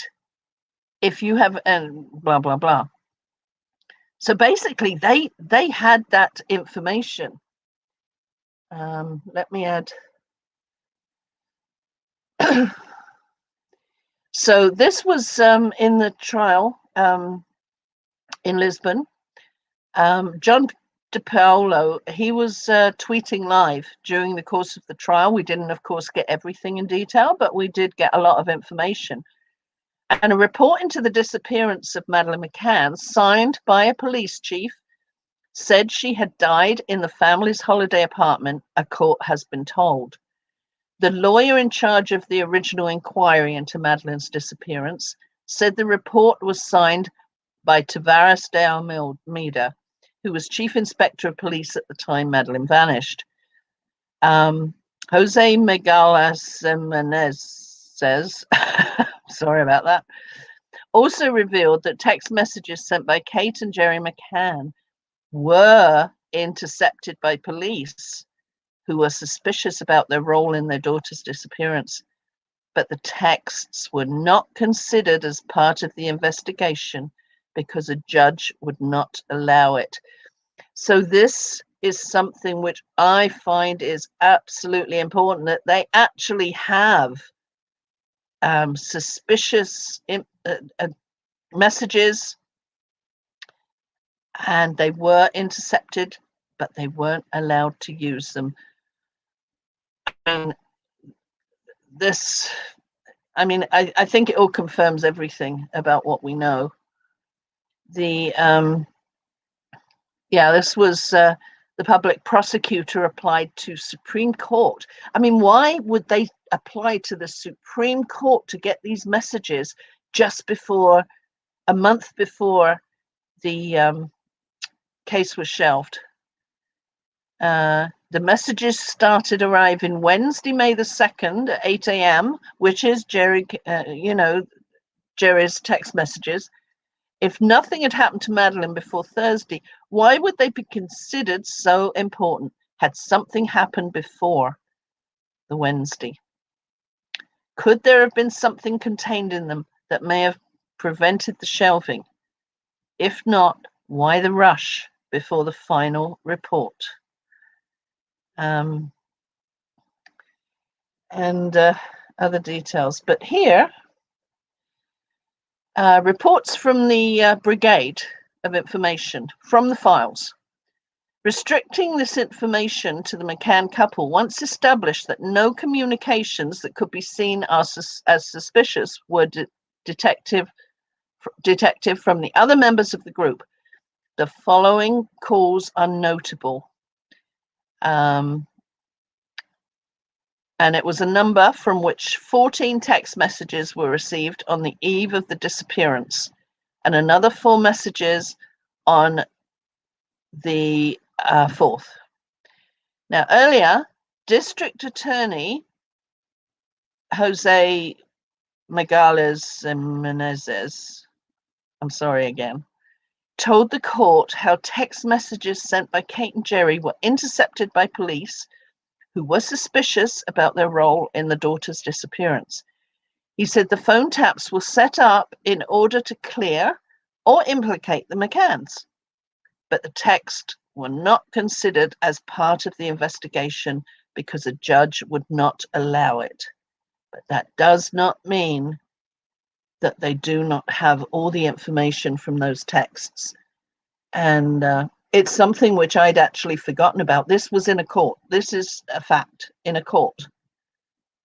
We've heard rumors, but that was from the court. Just a couple more here that I want to point out before I'm going to finish.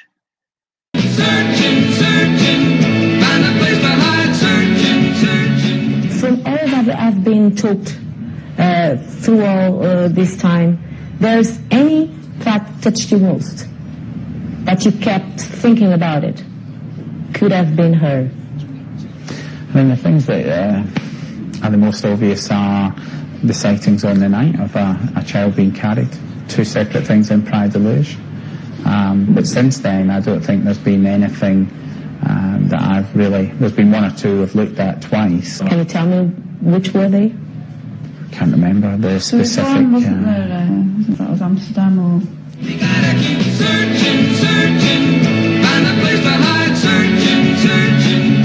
She'll be by my side if we gotta keep on the run. Follow the sun, follow the sun.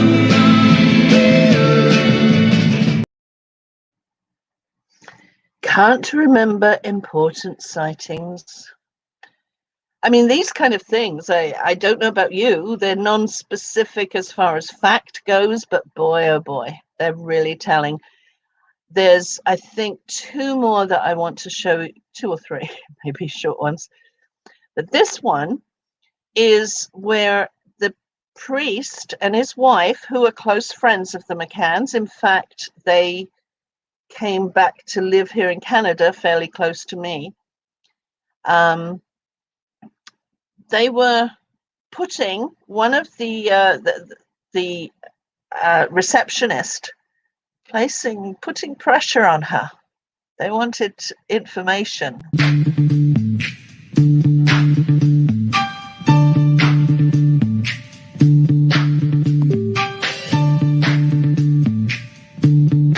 O que viu, o que sabe e o que poderá ter dito esta funcionária do Ocean Club para interessar e tanto aos McCann. Francisca, nome fictício, foi insistentemente procurada no final do ano passado pela ponta de lança do casal em Portugal. Susan Herbert, a esposa do padre anglicano da Praia da Luz, foi por diversas vezes ao empreendimento, a casa e até deixou bilhetes na caixa do correio. Estava determinada a pô-la em contacto com Kate. E ela deve-me dizer, a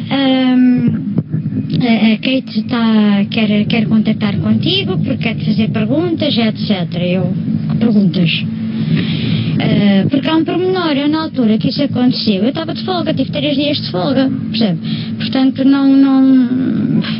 O que é que eu vi, o que é que não vi, o que é que passou, o que é que não passou, sei lá. Esta testemunha poderá ser chave na investigação, porque mora junto à igreja, local por onde o ex-coordenador da investigação suspeita que tenha passado o corpo de Madeleine. A funcionária, pelo posto que ocupava, controlava boa parte das conversas e caras que apareceram na Praia da Luz durante os longos meses da investigação. A insistência de Susan para que esta lhe desse o endereço de e-mail pessoal lançou suspeitas. Acho que ela queria mas entrar no meu site. Que era para ver com quem, que era para ver dentro do computador, que era para ver com quem é que eu tenho estado a falar ou quem tenho estado a contactar. O contacto de Kate acabou por acontecer um mês depois por mensagem telefónica. Nestas palavras, a mãe de Madeleine avisa que familiares iriam à Praia da Luz nos próximos dias e que ela seria contactada pessoalmente. A abordagem foi feita não pela mãe ou irmã de Jerry, mas por Arthur Bailey, um detetive contratado pela família que chegou a ser inspetor da Scotland Yard. E tem-me a fazer perguntas, quais eram as minhas impressões, qualquer coisa. E acha que eles podiam suspeitar que a senhora... Sabia mais do que estava a dizer. Aliás, a minha impressão foi essa. Podia estar a servir de informador para alguém. Exatamente. Pelas conversas que teve com os colegas, Francisca acredita ter sido a única funcionária alvo da curiosidade dos detetives privados e do casal.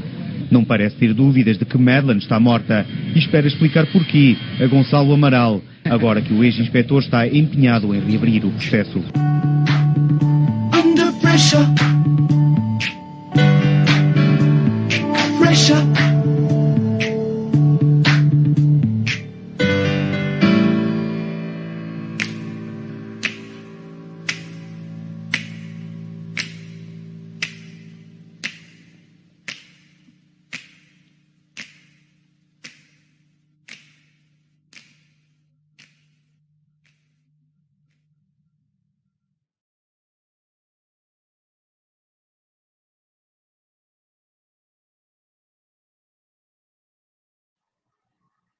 Now that is just wrong.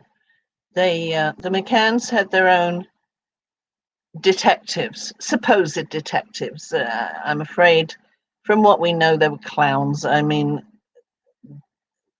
there's just no words to even consider them as being detectives. But they approached. They were planning, if not actually did, approach the receptionist. Now, why? What's that got to do? Why put the receptionist under this pressure of as if she had some information, unless she did have information and they were scared. Just awful. 2 more left that I can see. This first one, thanks to Blacksmith, rest in peace. I took inspiration from one of his blogs. There were other times when he wasn't so happy with me, but that's another story, and who doesn't matter now. I still want him to rest in peace.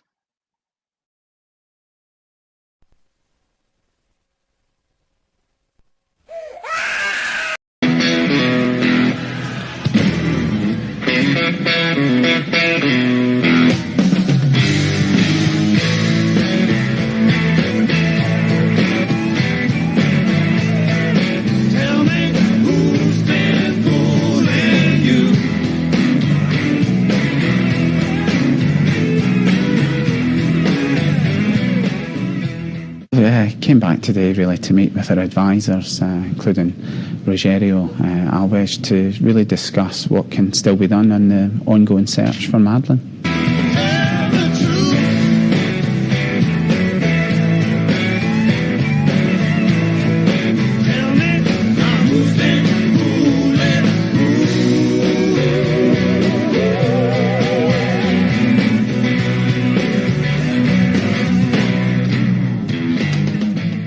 what we're really here to discuss is how we can work with the authorities to explore areas where other things can still be done that might make a difference. And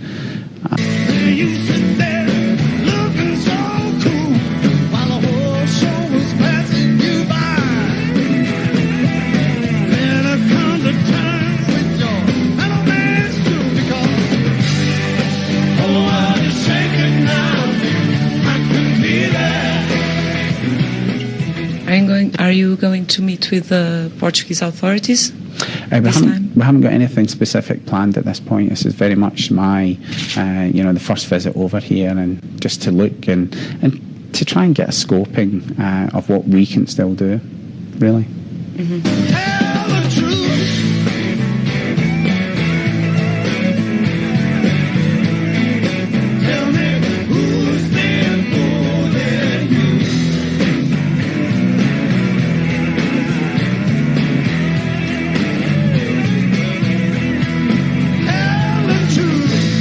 Do you plan to take any legal actions against the Portuguese authorities or any Portuguese media, for instance?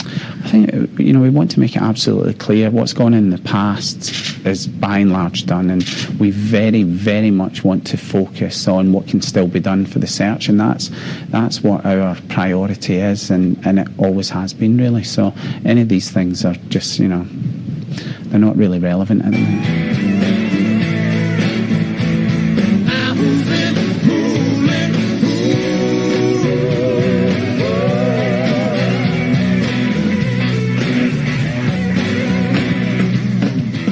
The purpose of this visit was to really look at what can still be done.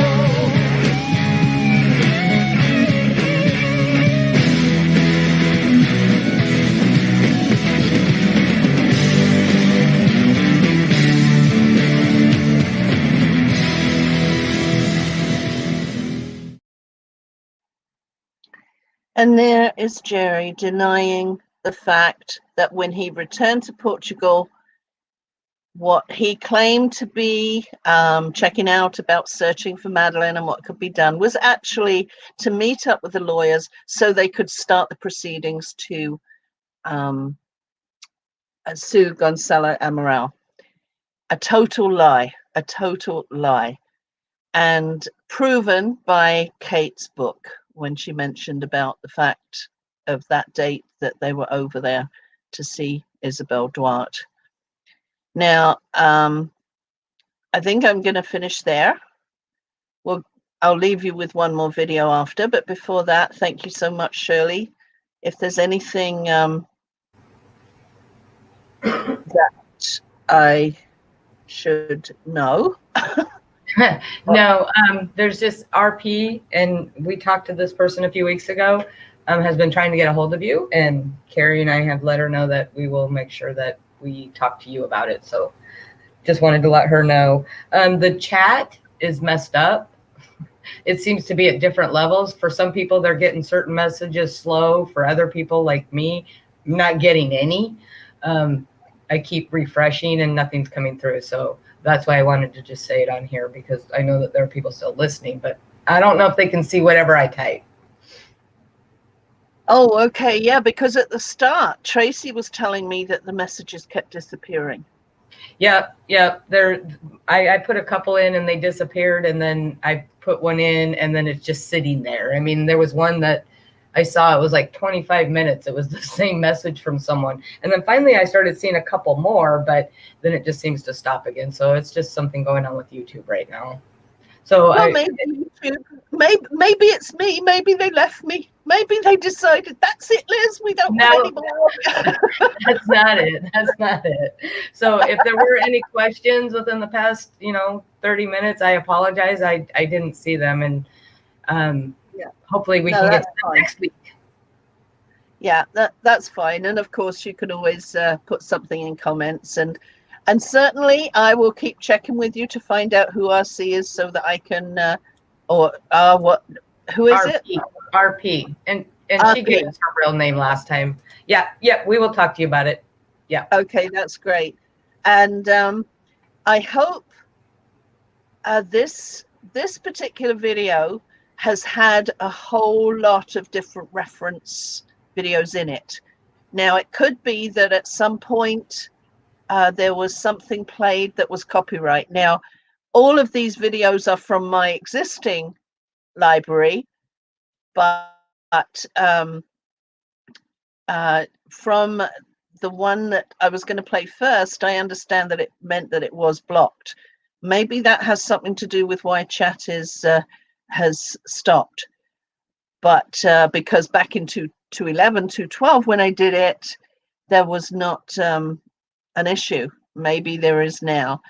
Anyway, we'll find out. If it is blocked, I'll go through and just delete, remove the areas of concern, if there's any copyright issues. But as I say, all the videos that I've put on here are still on my existing library, so there shouldn't have been any issues, but who knows? So maybe it's something similar to how it was when it started. So anyway, I want to thank all of you for being here, Shirley and all the mods and everybody else who was here with us. And excuse me. And excuse me again.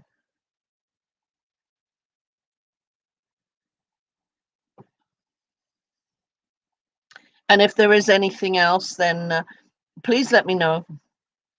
And we'll speak to you again and catch you next week. So bye-bye for now. And thanks for everybody who stayed with us. So I'll say bye-bye. And I guess that means I have to. I'm going to say goodbye too, since I can't say goodbye in the chat, or if I do, I don't know when it's going to show up. So thank you, everybody, for coming. We'll see you next week. Okay, bye-bye for now. And I'm going to click on the right thing that says end broadcast. Bye. Bye-bye.